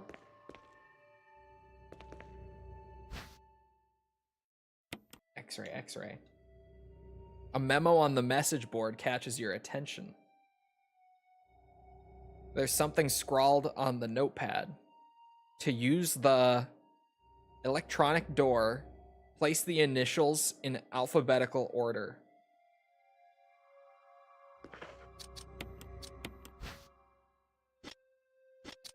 Clark David, Gail Hunt, CDGH. Is there, I was just about to say, is there an A, B, and an EF? Alex Betchett.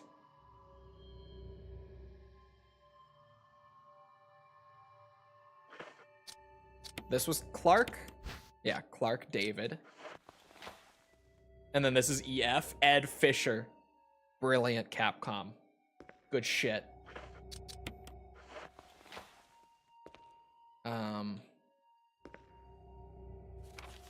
Researcher's letter. June 8th, 1998. My dearest Ada, by the time you read this letter, I will no longer be the person you once knew. The results of my test came out today, and as I suspected, it came out positive. I feel like I am teetering on the edge of reason just thinking about my impending doom. I would give anything not to have become one of, or to not have to become one of them. As far as I know, you are not infected. I sincerely hope things do not reach such a desperate pass. But if it has turned out that you are now the last person remaining alive, I want you to get the material from the visual data room. Then activate the self-destruct system in the power room and escape from here.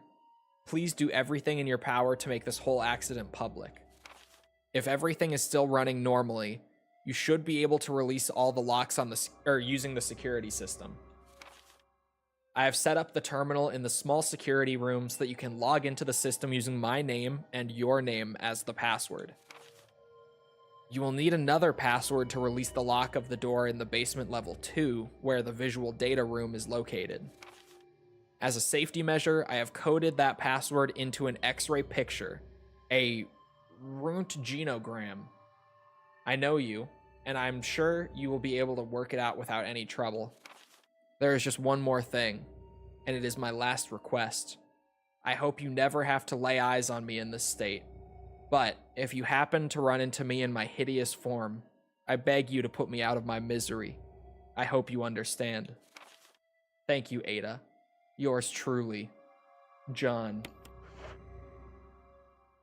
John Ada. Is this how I get the... Oh.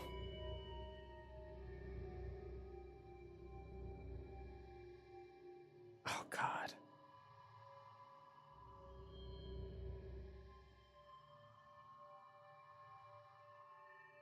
Whoa. Hold on, this is the other password that I'm gonna need. Part of it is glowing red. Is that like the... Is that the colon, chat? I barely passed biology. Is that the... esophagus? No. Oh, that's the same picture. That's the liver. That's the lungs. Cell. C-E-L-L. I think that has to be right.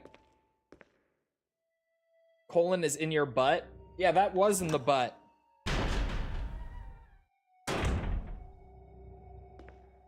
That was in the butt, right there.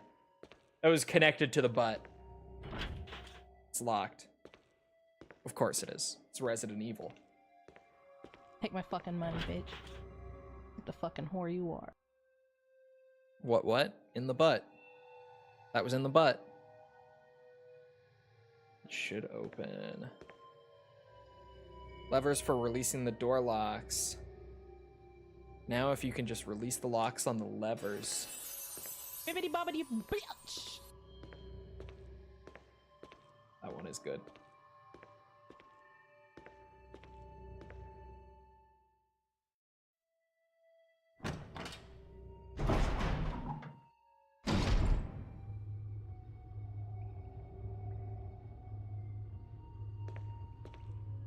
Metroid Prime is so good. Metroid Prime is very good.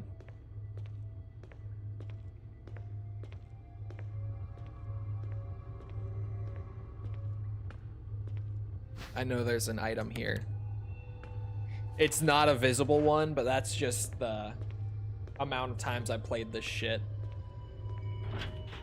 It's locked. Symbol resembling a power area is carved into the lock. I gotta finish Prime 2. Have you not played Prime 2 or 3? Or I guess, have you not played all of Prime 2? Top 5 game franchises. Resident Evil.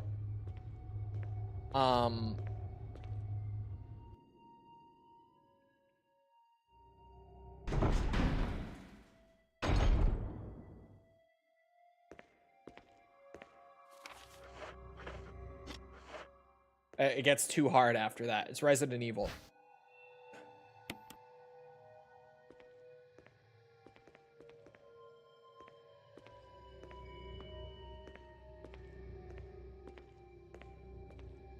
What are you?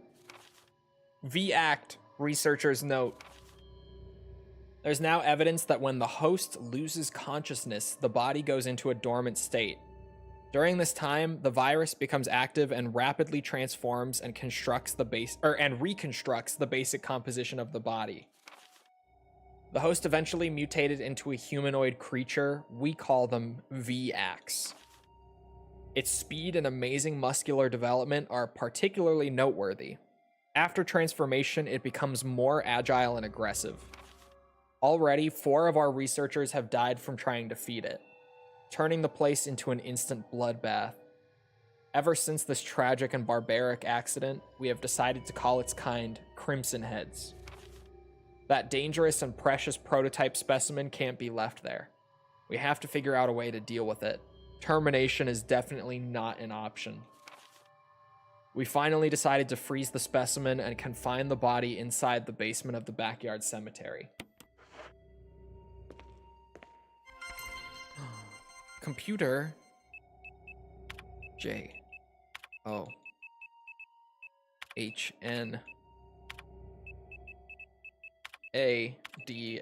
A. Gaming.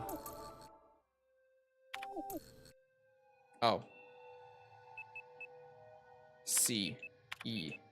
L. L. It was the colon. It was the colon. It was.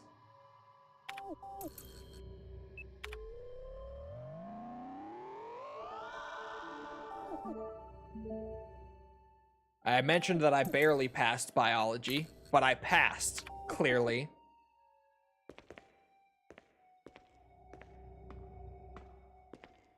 Thank you very much. I know a colon when I see it.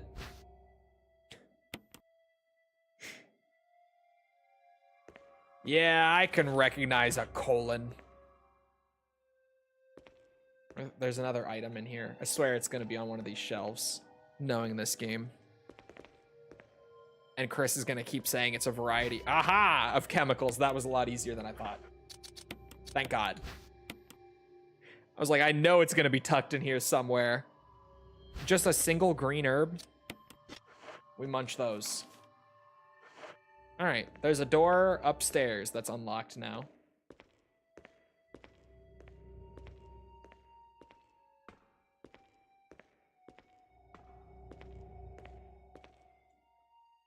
The Assassin's Creed guy that left the, or boss that left the company came out and said that he was basically pushed into leaving the company. I'd believe it. Sorry. Top 5 gaming franchises. I don't know if I could specifically choose 5. Resident Evil, I always say, is, in my opinion, like the best gaming franchise, because the variety within the Resident Evil franchise, as well as the consistent quality of most of the games, is kind of staggering. Like, they've had 30 games over the years, and there are some stinkers, but there's so much variety within the series that even with stinkers like Survivor 2 mixed in there, everything else is consistent enough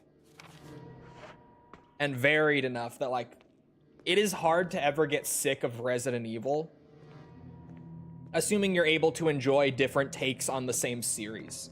Like, assuming you're not one of those people who's like, this game can only be this one thing, and if it's not this one thing, it's trash. As long as you're not someone like that, it genuinely is, like, impossible to ever actually get sick of Resident Evil. There's just always something to play. And then with, like, 25 games in the series that are all pretty fucking good, it really is, like, even if you fucking blast through all of them, then by the time that you're done doing that, you're probably about ready to go back to the first one again. Metroid is in my top 5. They're all bangers. Metroid, I feel like, is super consistent, but for me at least, doesn't change up enough between entries to really be like an all-time goated franchise, if that makes sense.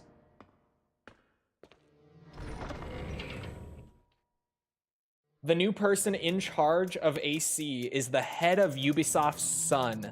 This I did not hear. This is news to me. What?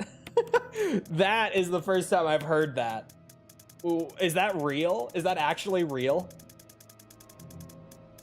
They pushed, like, the lead of the Assassin's Creed franchise to leave the company and replaced him with the head of Ubi's son?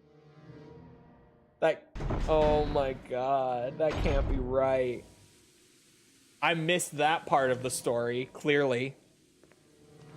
Dude. If that's not nepotism, I don't know what is. I seriously, I have no idea what is.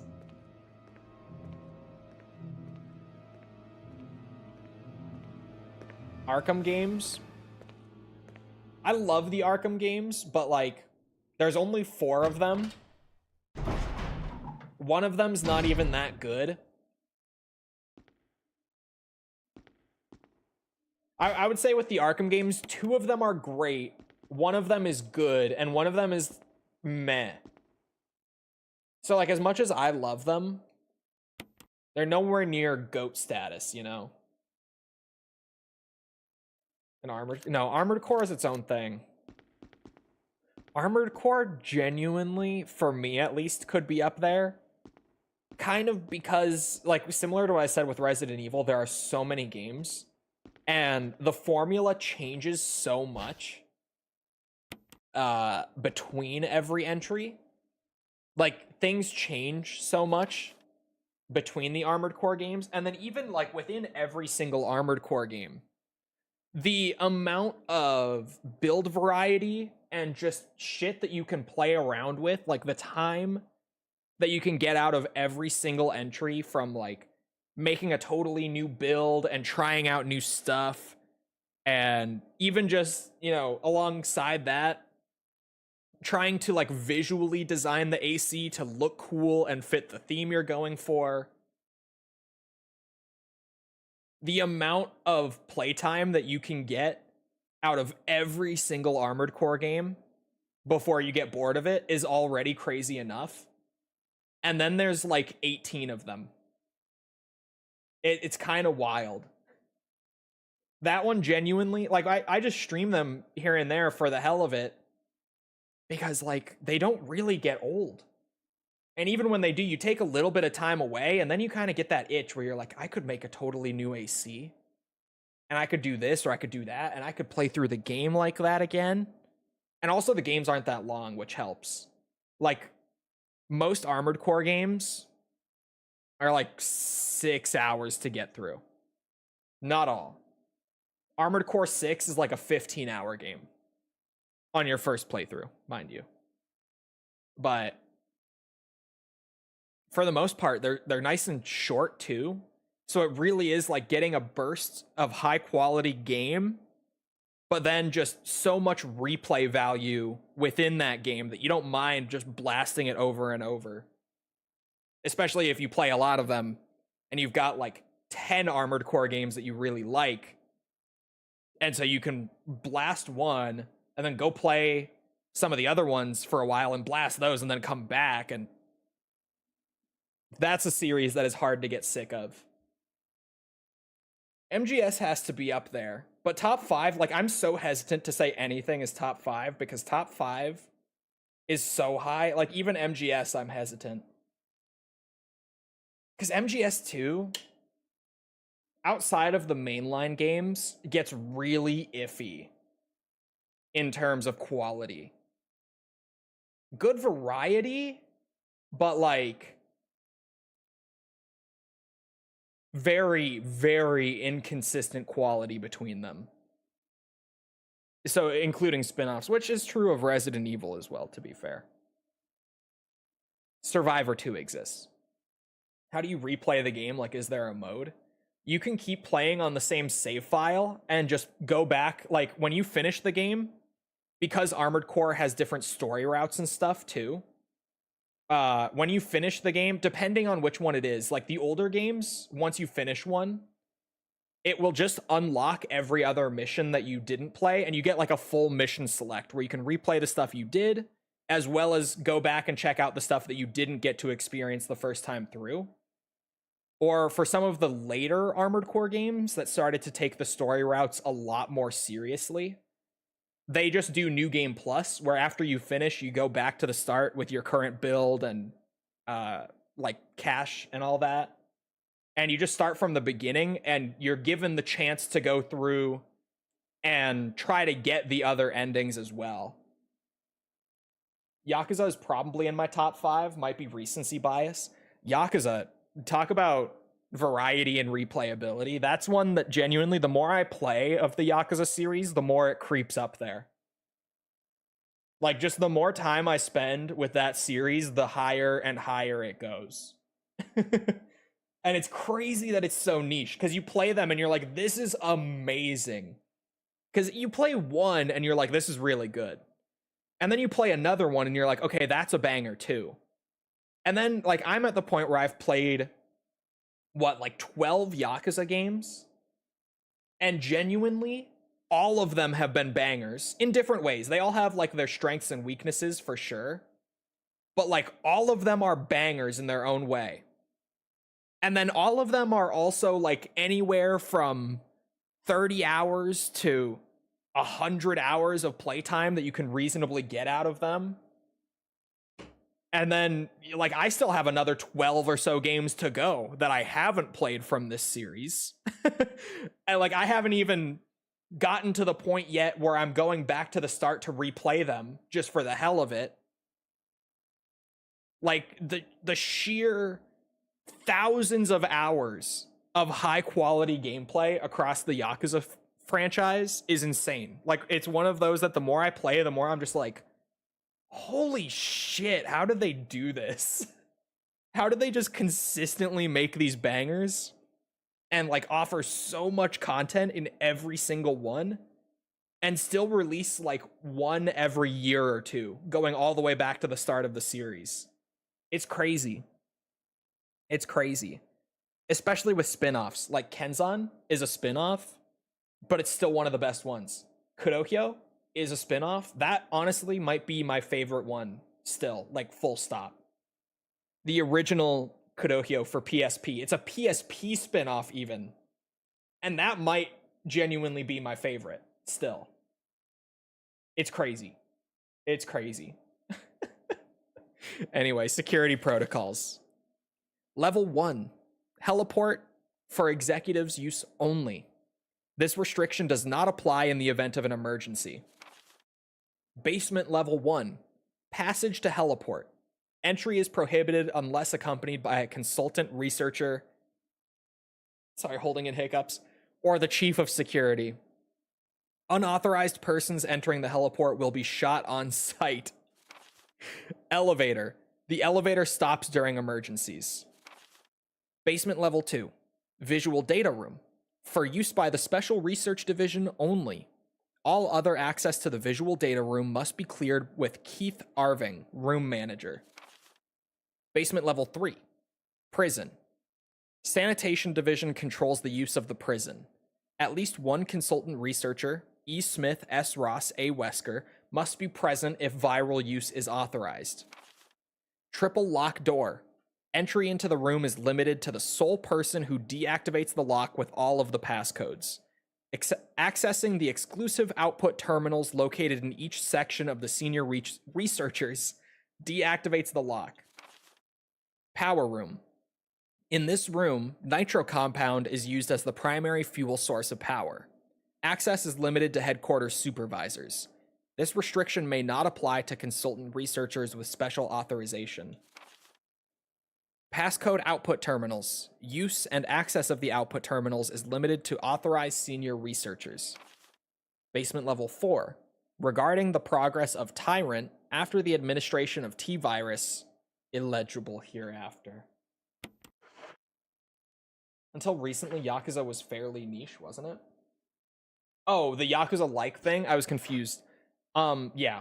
And even now, Yakuza is still very niche. Like, even Infinite Wealth is considered one of the most successful Yakuza games ever released. And it sold, like, 1 million copies.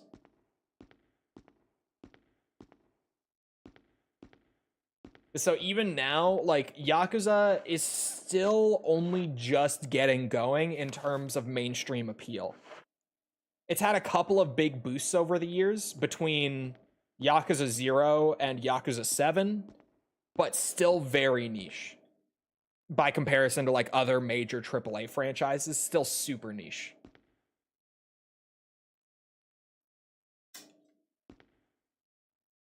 Any other franchise would get so much heat for reusing assets and stuff, but RGG barely gets any criticisms. I feel like it's because RGG does the asset reuse well. Like, as silly as that might sound, it's because RGG reuses so much, yet they're still able to consistently put out experiences that feel different, even though if you played the prior game, you see assets and stuff that are reused basically left, right, and center the whole time. You know?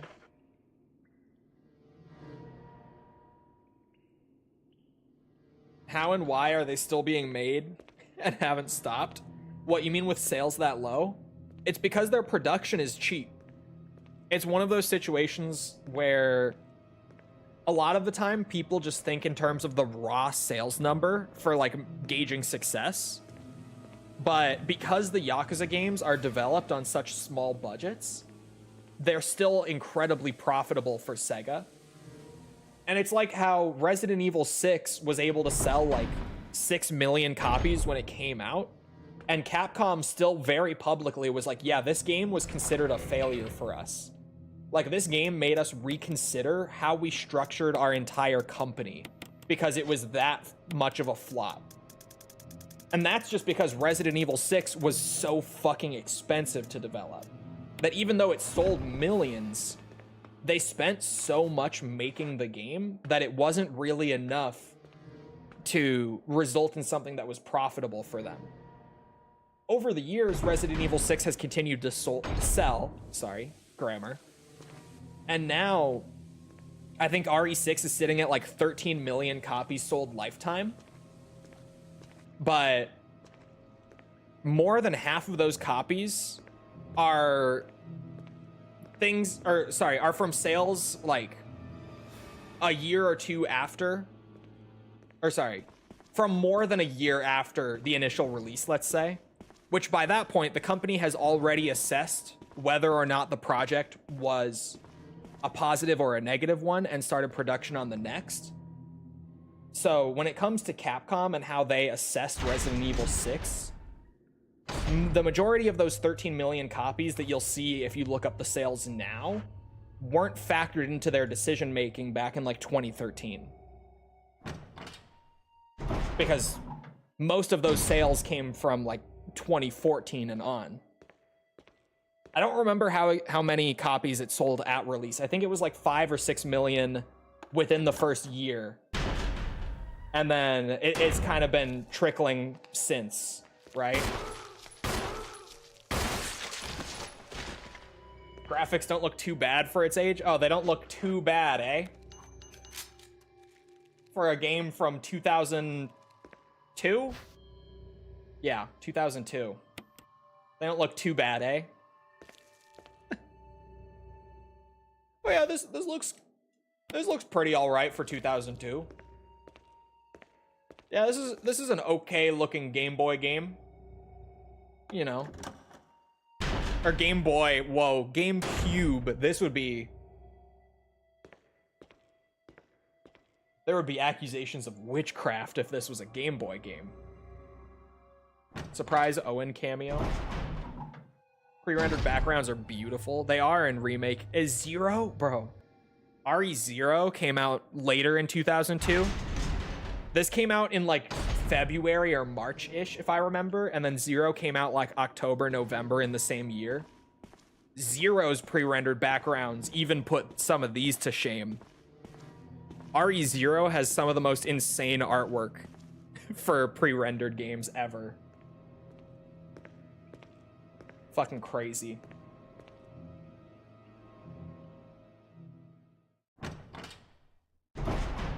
Looks better than plenty of modern releases. I don't know about modern as in like 2020s, but genuinely a lot of people, because the HD remaster for this came out in like 2015, I think. There are a lot of people out there who are under the impression that the Resident Evil remake came out in like 2015. Because up until that point, it was only available on GameCube. So most people just weren't able to play it before then. And especially new fans getting into it now, just see like on Steam, it says 2015 or whatever. And then they play the game and the graphics kind of add up. They're just like, yeah, this game was like mid-2010s. A lot of people still don't know how old this game actually is.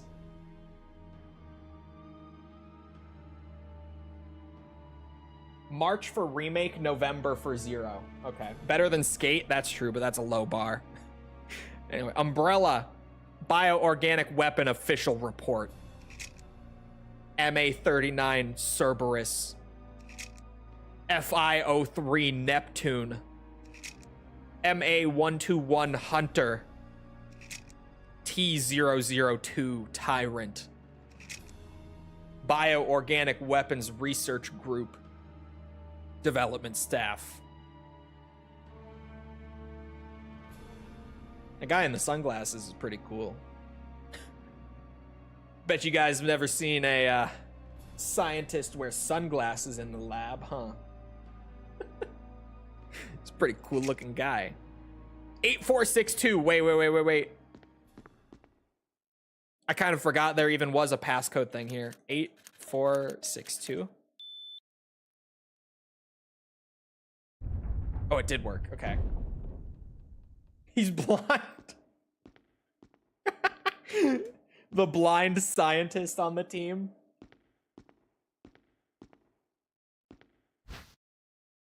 Laboratory key. Some sort of image editing equipment. It looks like you can use it to view Kenneth's film. Oh, view the film? Yeah. What? Get away from me! No! Hey! No!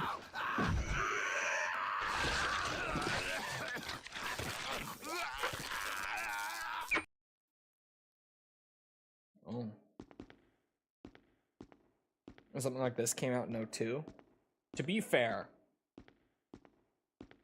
pre-rendered backgrounds are kind of cheating when it comes to like optimization and fidelity and all that, which is why a lot of developers used them back in this era, because you could save all the resources on the environment and just render the very few 3D models on screen with basically all the horsepower the system had. Which is why, like, I still say that Metroid Prime and RE4 are some of the best looking games on the GameCube as well, even though, like, this and Zero exist, and if you put them side by side, it's not even close in terms of fidelity.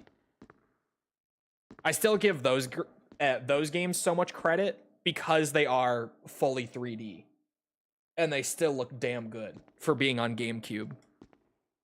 It's just a totally different ball game between the two. Map of laboratory.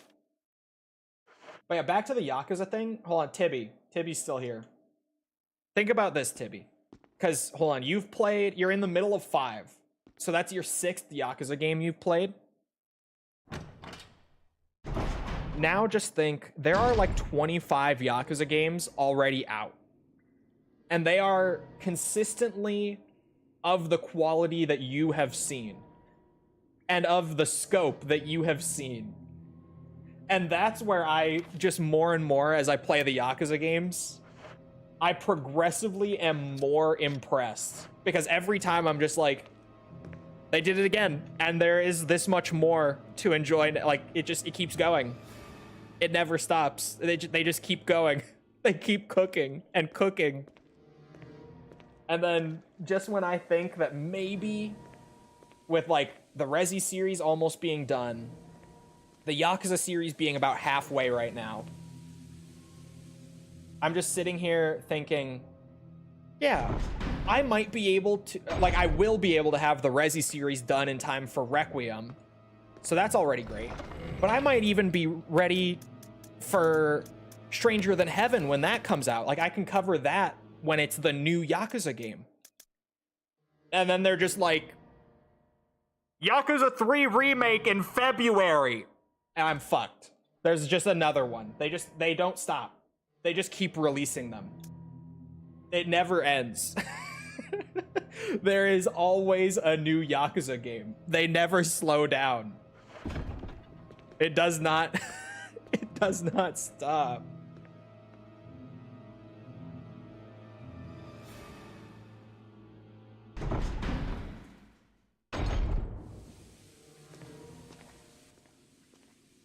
Every franchise has that one game that's like absolute dog shit. Yakuza series isn't one of them. That's true. Because Kiwami 1 is so weird and like disjointed and stuff, and I always talk about that, but still, Kiwami 1 is like really fucking fun, even though it's kind of a mess. And to be honest, if Kiwami 1... Or sorry, pause. Rewind. If Yakuza 1, when it came out, was exactly what Kiwami is, there really wouldn't be as many problems with Kiwami from the fandom. If that makes sense. Like, the only reason that we talk shit about Kiwami the way that we do is because we have Yakuza 1 to compare it to. And it's weaker by comparison to the PS2 original. But even then, I say that and it's weird because, like, I don't think it is just fully objectively weaker. I think it just feels less polished than the PS2 version, which is weird. But like something about Kiwami the whole time you're playing it just feels like off. And it's strange. It's a weird feeling game. But thank you for the remember, Douglas. Appreciate it. Fuel may explode if shaken or jarred. Oh. It looks like a refueling device. I gotta put fuel in that bitch. Facts. To Sanitation Division. From Raccoon City Disaster, or just Raccoon Disaster Contingency Committee. There we go. I can read. The contents of this fax are confidential and intended for the named addressee only. Any copying or disclosure of the contents of this fax or any third party is strictly prohibited, or is strictly forbidden by the sender. Prohibited. After reading the contents of this fax, it must be destroyed immediately. We expect significant increase in the damage done by the recent T-Virus's outbreak than initially estimated. Sorry, grammar mistake confused me. I thought it was me. It's not. There are several concerns. First concern, more than half of the researchers have been infected by the T-Virus and died. It has also, I can read, been reported that almost all of the survivors of this accident are starting to show symptoms of the T-Virus infection. Second concern, our secret security patrol team has been completely eradicated. Therefore, our most secret research is in danger of public disclosure. Quick actions are demanded to prevent mass media coverage. Third concern, there is a high possibility that most of the specimens are running loose inside the compound. We expect many casualties to follow. However yet unfortunate, these casualties underscore the success our research results. Actions must be taken to prevent our research results from being made public.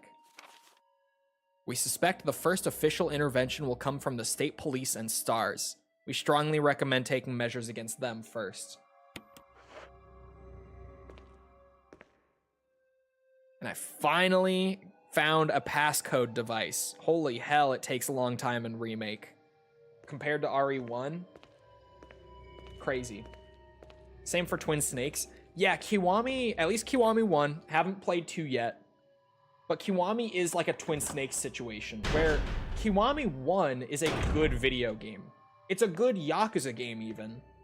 It just is a remake of a Yakuza game that is better than it. So it gets a lot of shit for being like a more sloppy and poorly designed version of a game that already existed. But on its own, it's great.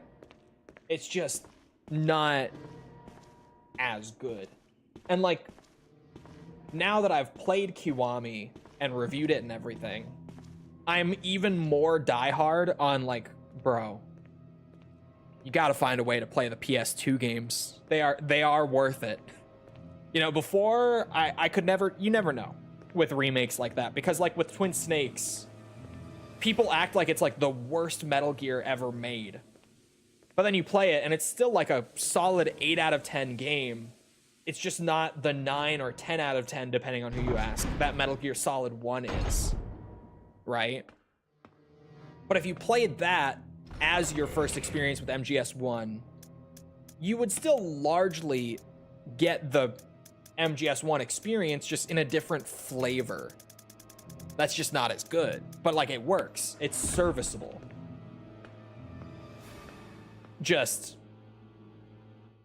it would be ideal to play actual MGS1. It would be a better experience for your first time. It's one of those situations with at least Yakuza 1. Can't speak on Kiwami 2 yet, but definitely with Yakuza 1 it is one of those. Plus, Yakuza 1 has that glorious English dub with voice acting that makes Resident Evil 1 look like Shakespeare. And even if you don't want that and you want like the proper Japanese script and voice acting, someone made an undub mod that fixes the localization errors in Yakuza 1 while also replacing the English voiceover with the original Japanese voiceover. So you can play Yakuza 1 in either way on the PS2. It can be whichever you want it to be.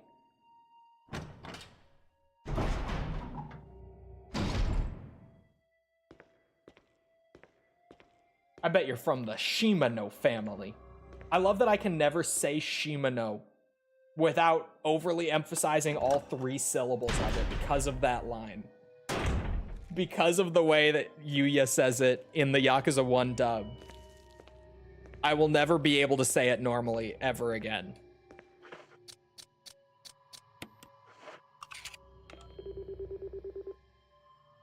That's kind of the best part of Yakuza 1's dub, too, is a lot of the actors not even knowing how to pronounce things. Transmitting the passcode seems to have unlocked something. Sweet. Because, like, there's Shimano. We also joked a lot about, half of the characters in the Yakuza 1 dub pronounce Mizuki right. It's Mizuki. But a lot of them say, like, Mizuki. And every time it would catch me off guard in the middle of a cutscene, like totally serious scene. And then you get a PS2 character going, Mizuki. And I would fucking lose it every time. I could not get through it without laughing on stream.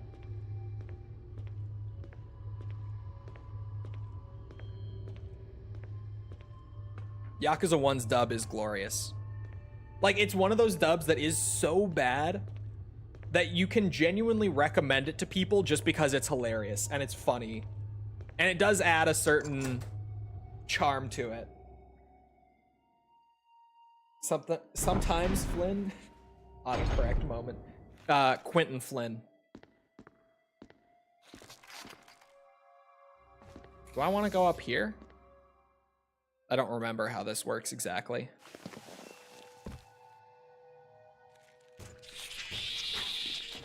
I should have brought my shotgun. Fucking Chimera. There's something in here? No, not in here. Ow. Bad dodge.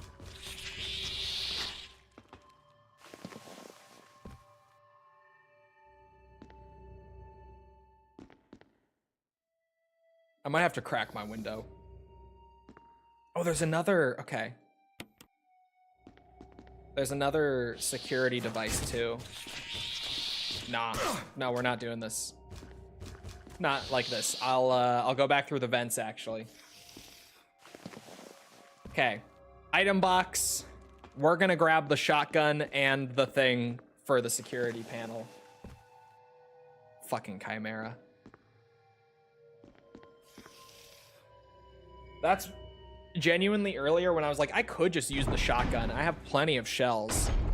The thing that made me second guess myself and decide to use the pistol for a bit was remembering that in Remake, it is kind of useful to kill the Chimera in certain areas, and that's one of them.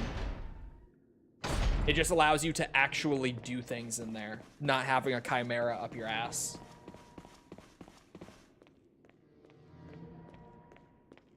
Michael Madsen was Shimano in Yakuza 1? What do you mean you just found out the other day? I talked about it in my review. That you've absolutely watched, like, in full at least 10 times by now, right? My Yakuza 1 video, surely. Minimum of 10 full front-to-back watches with full attention, right? Right? Obviously. Just like all of my videos, right, chat? You haven't really watched a Chole video until you've watched it in full like 10 times. Right? Everyone knows it. Everyone's talking about it. Everyone knows it. Oh, wait, I forgot the disc. My bad.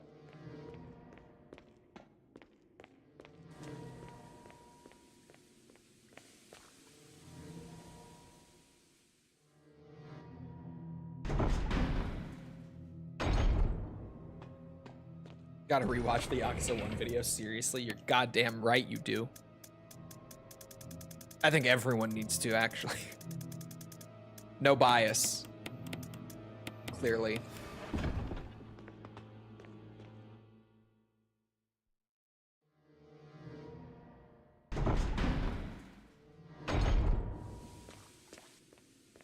I don't know if False is here right now. Is False here? She's home. She got home like 20 minutes ago. Is she here though? Moment of truth. There's a good chance she got home and went right back to sleep, to be fair. Knowing False, it's a Saturday. She might be asleep. I'm assuming. If she wasn't, she would be here. Also knowing her. So.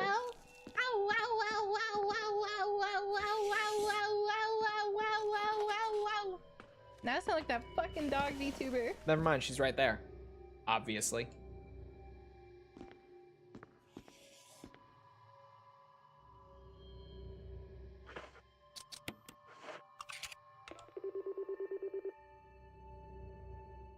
Click. Transmitting the passcode seems to have unlocked something.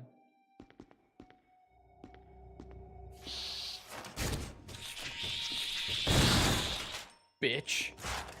Uh-oh. Bitch. ×2. I'm not asleep, I'm here. I woke her up. How many times have you watched the Yakuza 1 review? If you had to, you know, give a rough estimate, how many times, since you're the #1 fan?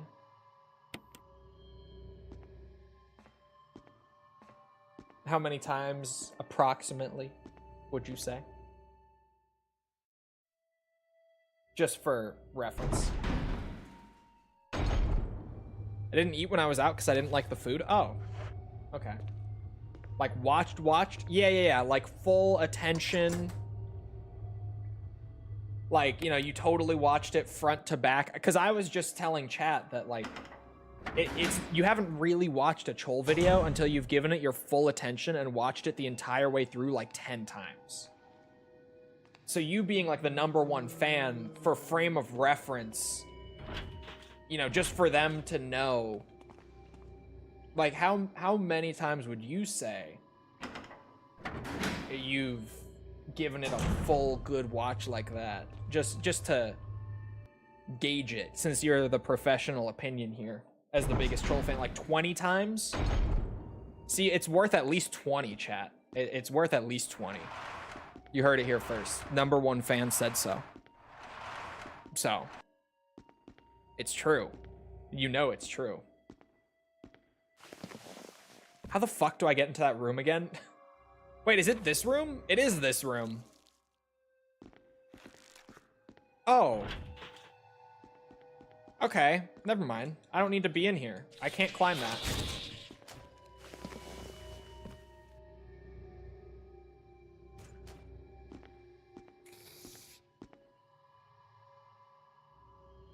Every time I sleep because his yapping bores me is crazy.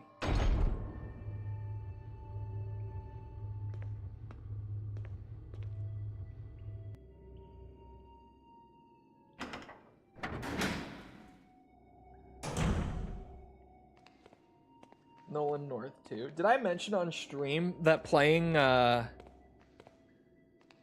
Gears 4 in co-op with False, which we've been working through lately in our Gears full run through, I had to look up the voice actor for JD Phoenix, because I legitimately thought it was Nolan North. JD looks and sounds exactly, not exactly, but it is like uncannily Nathan Drake. visually and just like the way that he talks and sounds and everything, it is so exactly Nathan Drake that I actually was convinced that it was also Nolan North playing him. Like, it was that spot on. He basically just looks like a beefier, more muscular Nathan Drake, who's also blonde, I guess, instead of brown hair. But like, genuinely, those two differences, him being a bit beefier, because obviously it's Gears, he's a big guy, and being blonde, like, aside from that, he is just Nathan Drake. 1-to-1, basically. It's crazy. And I don't remember him being like that, but both of us were like, holy shit, that is Nathan Drake. That has to be. I was so convinced it was Nolan North, I had to Google it. It was not Nolan North. But holy shit, it sounds like him.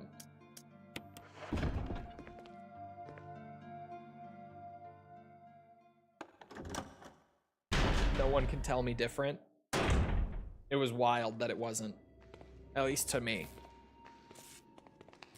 See, that's a really unfortunate spot for me trying to get a headshot.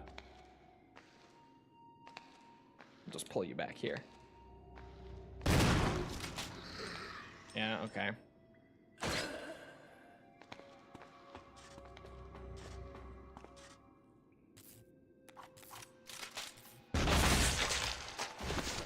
Bitch. Get Chris Redfielded.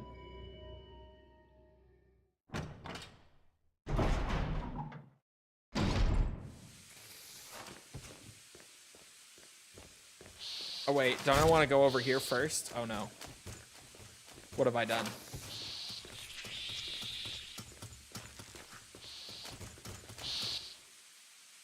Fuel may explode if shaken or jarred. Oh. A refueling device for the power room. It's not working right now because there's no fuel. There's an empty capsule. Ow.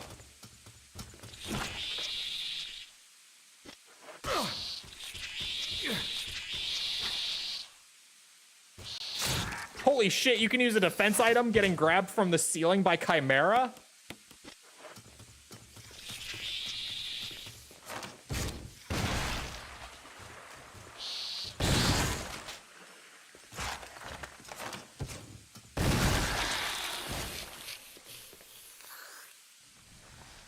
I've never seen that either. I've never been picked up like that by a Chimera in this game and used a grenade to get out of it. That's also new to me. I'm learning a lot today. I thought I was dead. I thought I was like in a death animation there. All right, I was taking this back to refuel it. I was like, what was I doing again?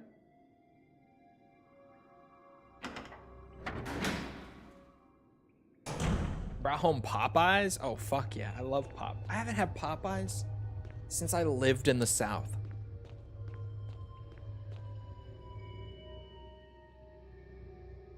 So, it's been like 3.5 years since I had Popeyes.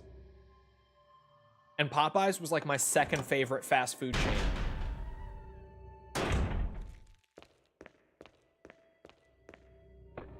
I miss it. Looks like a refueling device. Actually, I guess it's like third favorite because when I lived down there, running could result in fatal explosion. When I lived down there, I thought that Zaxby's was my absolute favorite fast food and Popeyes was number 2. But then I came back here and I had Culver's again. You know, in like the origin point of Culver's, where Culver's is from. And dude, Culver's is the GOAT. It just is. But down south, Culver's is not good. Like when I lived in Florida and I got Culver's, it was so disappointing. It was so mid. Like it has expanded down south, but it's just not even worth getting down there, to be honest. It's not the same Culver's I know. It's not what I think of when I think of Culver's.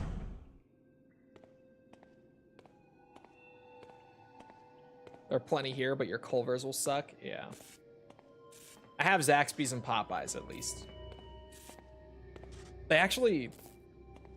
Culver's just announced like a new limited time burger.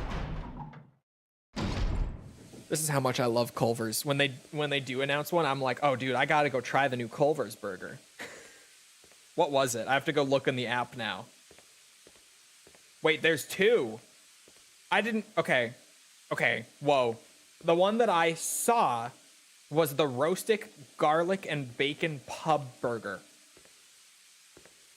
It is a double bacon butter burger with like garlic mayo, lettuce, tomato, pickles, and a pretzel bun. That shit I saw the ad for, and I was like, that looks gas. That looks so good. This other one I had no idea about. The Curder Burger.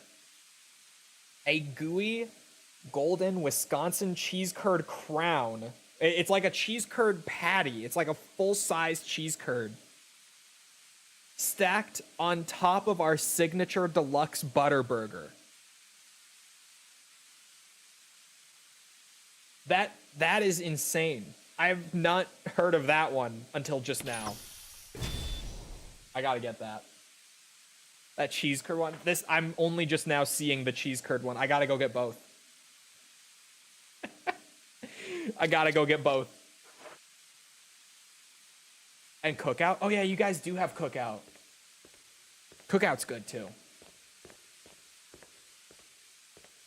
Looks phenomenal. Bro, it legit is like a full cheese curd patty. Like it's a burger patty sort of shape, but it's a cheese curd.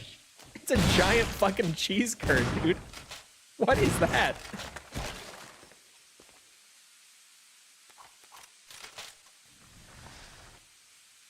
That's awesome.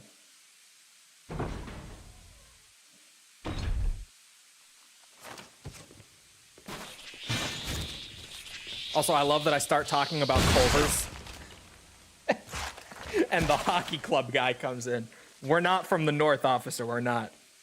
I don't know what makes you think that. No northerners here. Nope.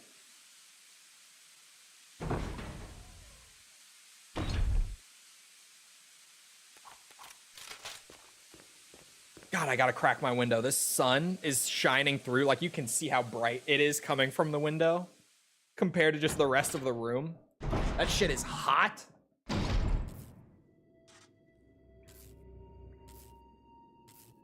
But I know that it's like 50 degrees out today. So it should cool off if I crack the window. Just holy fuck, it's starting to get really warm in here. Sorry. I'm like starting to sweat a bit. I'm getting so uncomfortably warm from the sun. I hear cheese and I'm beckoned. Yeah. Another sign of being from up north. Cheese? Wait, ranch? I hear ranch.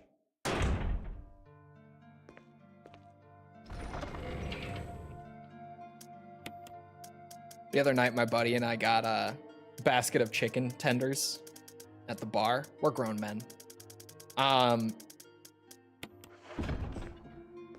And he wanted a side of buffalo, and I got a side of ranch. He was just like, bro, ranch? I'm like, dude, I am the stereotype. I can't help myself. Ranch is so fucking good. It goes on anything. It goes on anything. It's delicious. It's so good. The Europeans don't know what they're missing, dude. They really don't. We have ranches on pizza. That was a core, like, middle school, grade school experience. Dipping the shitty school pizza in the ranch just to make it taste good.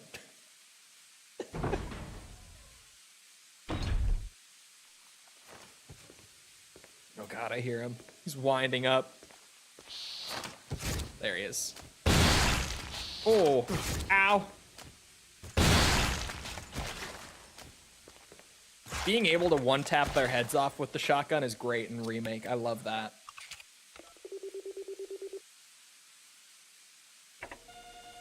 Boop. Seems to have unlocked something.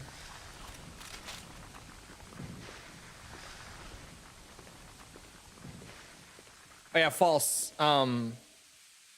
Your friend playing through this blind and me witnessing it live with you. And him missing Chris on his Jill playthrough. This is why he missed it. It's because throughout this whole lab section, you have to have already found all 3 of the discs throughout the rest of the game and stocked them up in your item box. And then there are a few little, like, security devices scattered throughout the labs on desks and stuff that you have to bring those discs over to. And you have to put 1 disc in each of the things throughout the lab to unlock this one door that they're behind. He didn't miss Chris? Oh, you said he did. But you were also drinking that night, to be fair. So I don't know what to believe.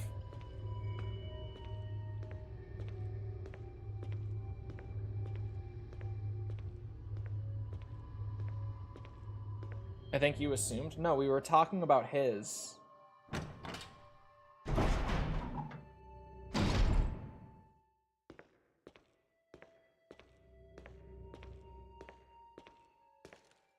Yeah, I know that was the same night, but levers for releasing the door locks, it looks usable. Oh god, I have to do them one by one. In the original, you don't have to pull the levers down. It just unlocks the door once you have all 3. There. It's unlocked now.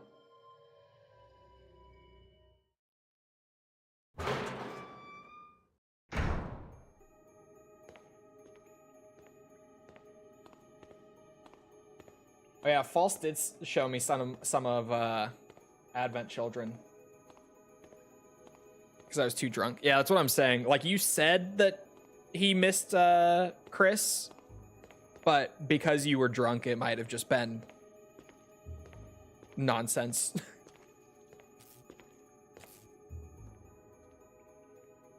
Chris? Jill. Chris? Wesker's the... I know. I know.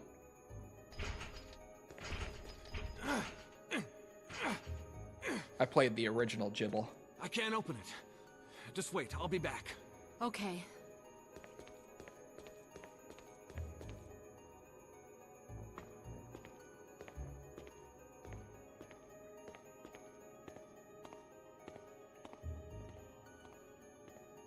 You opening up Resident Evil Remake of all games and trying to play it when you were drunk, by the way, it was crazy. Just that you randomly were like, oh yeah, this would be a great time for Resident Evil.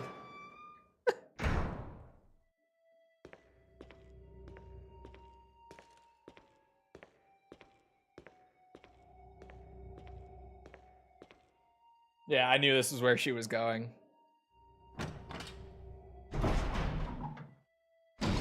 I did see Barrett's Advent Children outfit, and I did hate it.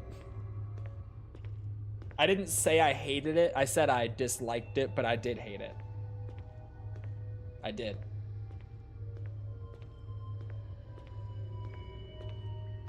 The fishnet shirt, that's what I was talking about that got held. It is... That outfit is like...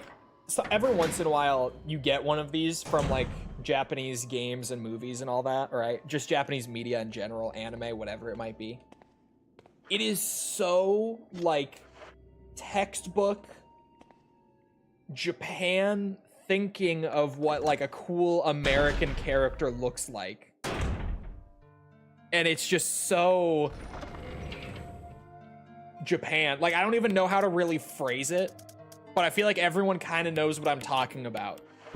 Like, you see it and you're just like, yeah, that's Japan. That is crazy.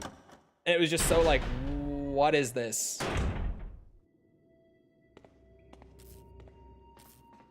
They all got a new fit except Vincent. I think most of the new fits look great. Barrett's, though, I was like, what did they do to Barrett? What happened to Barrett?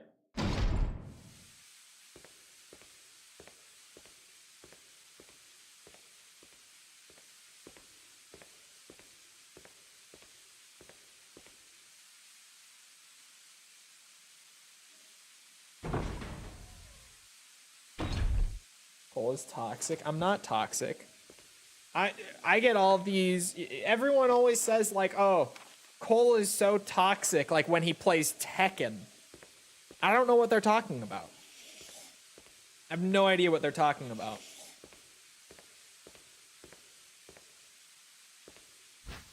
Not a clue.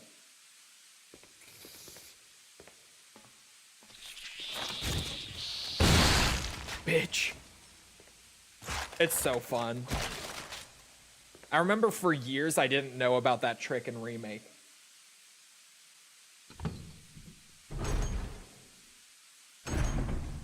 You're just naturally toxic? I'm really not.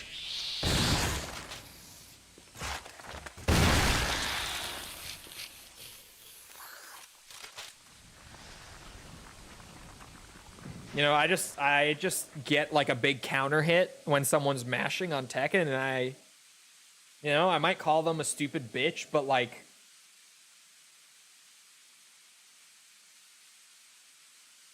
that's just normal behavior.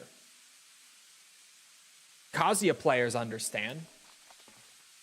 That's just what you do. You get like the big down forward 2 counter hit, the wall standing 2, the down 1+2. You get any of those on counter hit when someone's mashing on you, and it just comes out of you like without thought.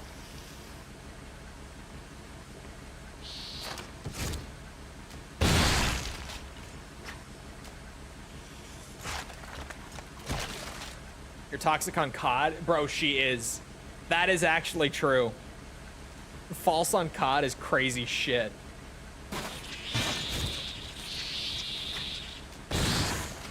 Where am I supposed to activate this exactly? I know the things you've said, False. Oh, the main elevator's getting power. My bad. I'm multiple steps ahead again. You played any of Season 2? Yeah, I'm up in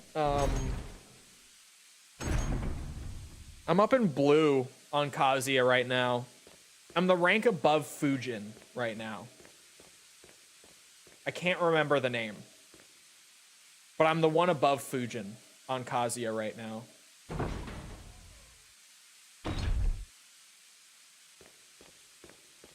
Be the American the Japanese think you are. I'm gonna start wearing fishnet shirts.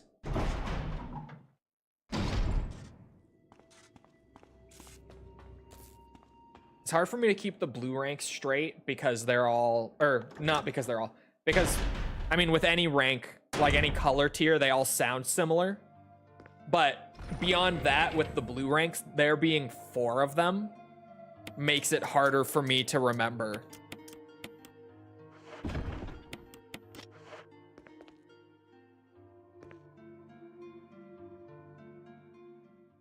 You should actually think of the views. Oh, I'm thinking, chat, what do we think about fishnet shirt stream? How are we feeling about that idea?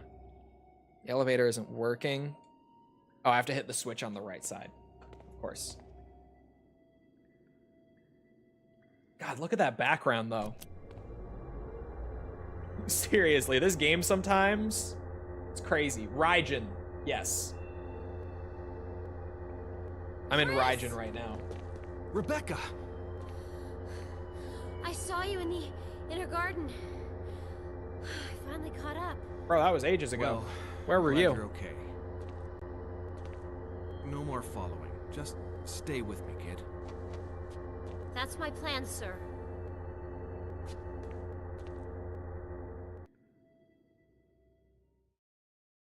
Getting my butt kicked on quick matches? Really? It's probably people who get up to, like, the high rank that they want, and then just, you know, you start playing quick matches instead. Yeah, I was gonna mention the spot where they forgot to use the space bar. I was literally going to say it, but then I got sidetracked.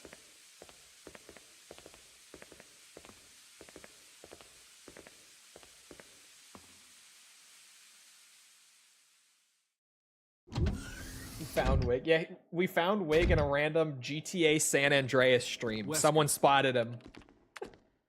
So you They came back, they're like, I found Wig! Chris, you make me proud. But of course you are one of my men. Thanks. Since when, Wesker?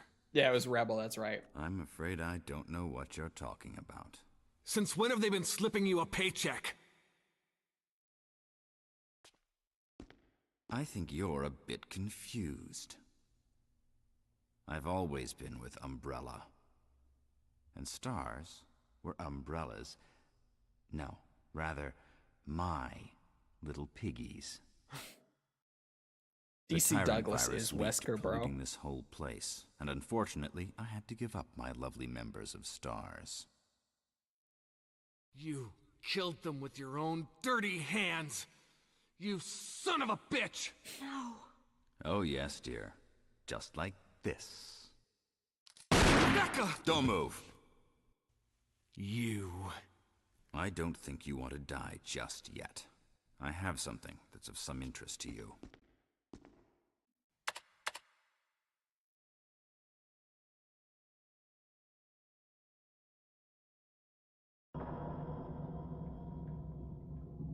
DC Douglas as Wesker is genuinely maybe the best voice acting in the series. I don't know, like, there's something so perfectly in that middle ground between serious and goofy about his Wesker performances that are just incredible.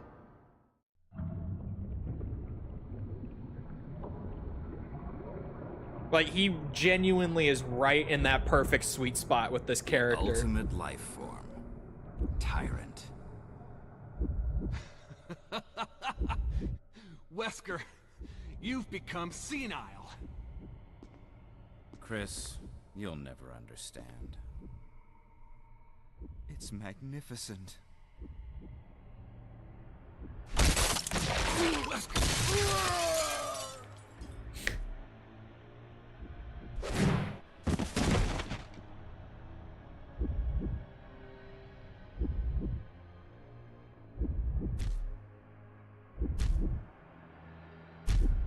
Come on, you test tube freak.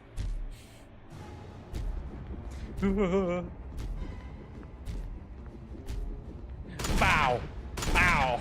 Bow! Bow! Fuck!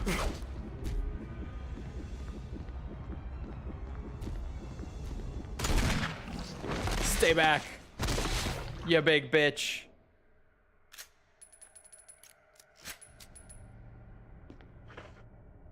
That barely even hurt, getting hit like that. Would you have to install a mod for the Japanese dub for this? RE1 Remake, I don't think has a Japanese dub. Because I don't remember what the first RE game to be voice acted in Japanese was. But early on in the series, they were all just voice acted in English. Like, across all releases of the game. Like, none of the PS1 Resi games have Japanese dubs. Originally, they only ever were voice acted in English. Sort of like how Yakuza, for a long time, was only in Japanese. Granted, not from the original, but just similar to that, where they were like, yeah, this is the language the game is in. This is it. Which is kind of funny, because it's a Japanese game that was always in English. It's a bit unusual, but that's how Resi was for a really long time. I don't remember when they started doing Japanese dubs, but I don't think they were doing them by this point. I could be wrong. Observation note. The discovery of the G virus was in fact 21 years after the administration of the primogenitor virus. The prototype parasite, which we had delivered from a laboratory in France, was administered to the sample specimen. The sample specimen took in the parasite without showing any signs of adverse reaction. The lack of any reaction was an unsolved mystery, but now everything is clear to me now. The prototype parasite was incubating in the sample specimen's body for 21 years. Then, from that incubating state, the prototype suddenly mutated. Evolved may be a more appropriate word to describe it. This observation gave me more insight in my research. Through further modification and testing, I was able to derive a method to create the G that surpasses the performance of the T. This was the breakthrough that would change the future of the BOW's history. I can't wait to see the look on Alexia's annoying face when I finally announce my research, but unfortunately, I'll have to wait a few more years to completely verify my findings. William Birkin. Nice little tie-in lore right there.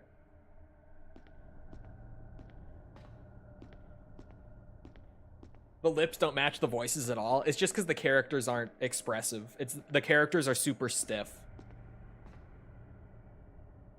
A panel used to release the emergency electronic lock.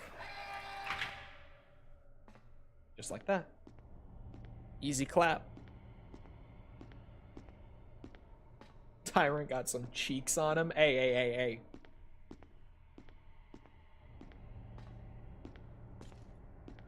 You calm down now.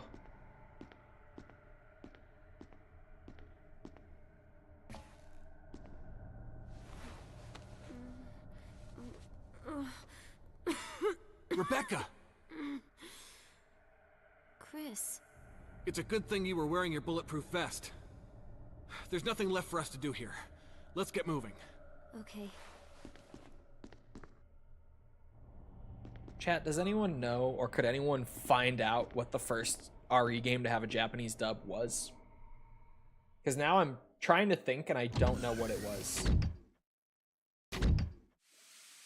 Like, the earliest games that I know for sure had Japanese dubs that I've seen, like, the earliest games that I've actually seen Japanese dubs for are, like, RE engine games. 5, I think? Now I have to figure it out. Hold on. Chris? What is it? I found a file in the lab. Apparently, there's still a lot of tyrant virus here. We should blow this whole place up. Right. The show must go on. I'll leave that up to you, Rebecca. I'm on it. I'll start the self-destruct system I found a little while ago. It's not like we're out of this yet. I'll see you on the outside. Outside.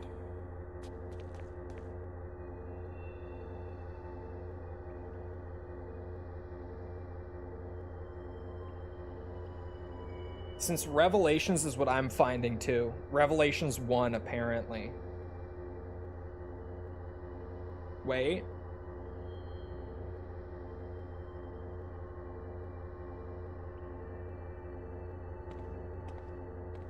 Oh.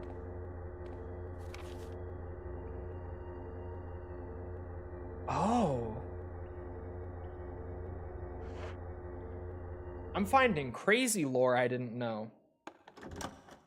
The remaster has it? No. So apparently the Resident Evil remake, this one here, what I just found the same thing that you probably stumbled upon. I'm reading it. Mikami talked about in an interview once that they were making a Japanese dub for this game, and they recorded it and animated it and everything. But that dub never got officially released because they thought that it was really lame, so they scrapped it. But apparently there's a mod of some sort out there that has or no, he's not talking about remake, he's talking about RE1, the original. The original RE1 had a Japanese dub that they scrapped because Mikami didn't like it, apparently. I'm only just seeing this for the first time. I've never heard about this. But from what I can see, apparently Revelations was the first one. I've just never seen any of the games prior to... I've seen RE7 in Japanese.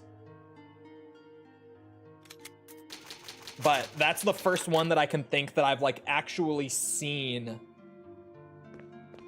That's funny. But the English was okay. Crazy. That's what a lot of people on the thread talking about it were saying. They were like, oh, the Japanese version sucked and got scrapped, but the English version was fine.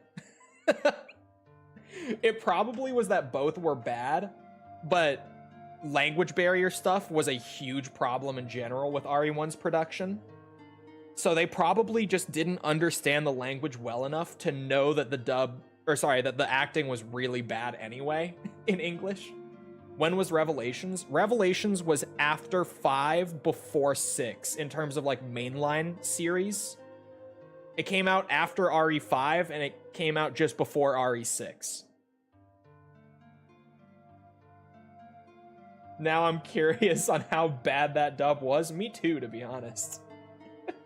Anyway, it is about that time. So I hope you guys enjoyed.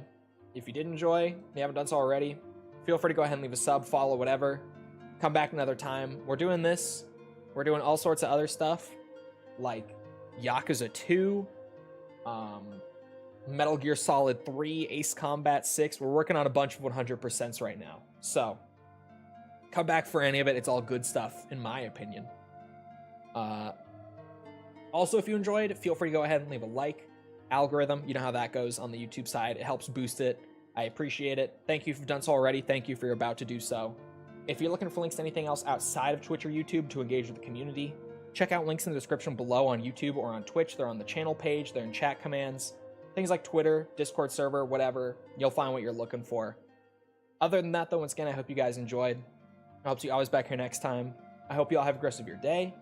Thank you for coming to the stream, and goodbye.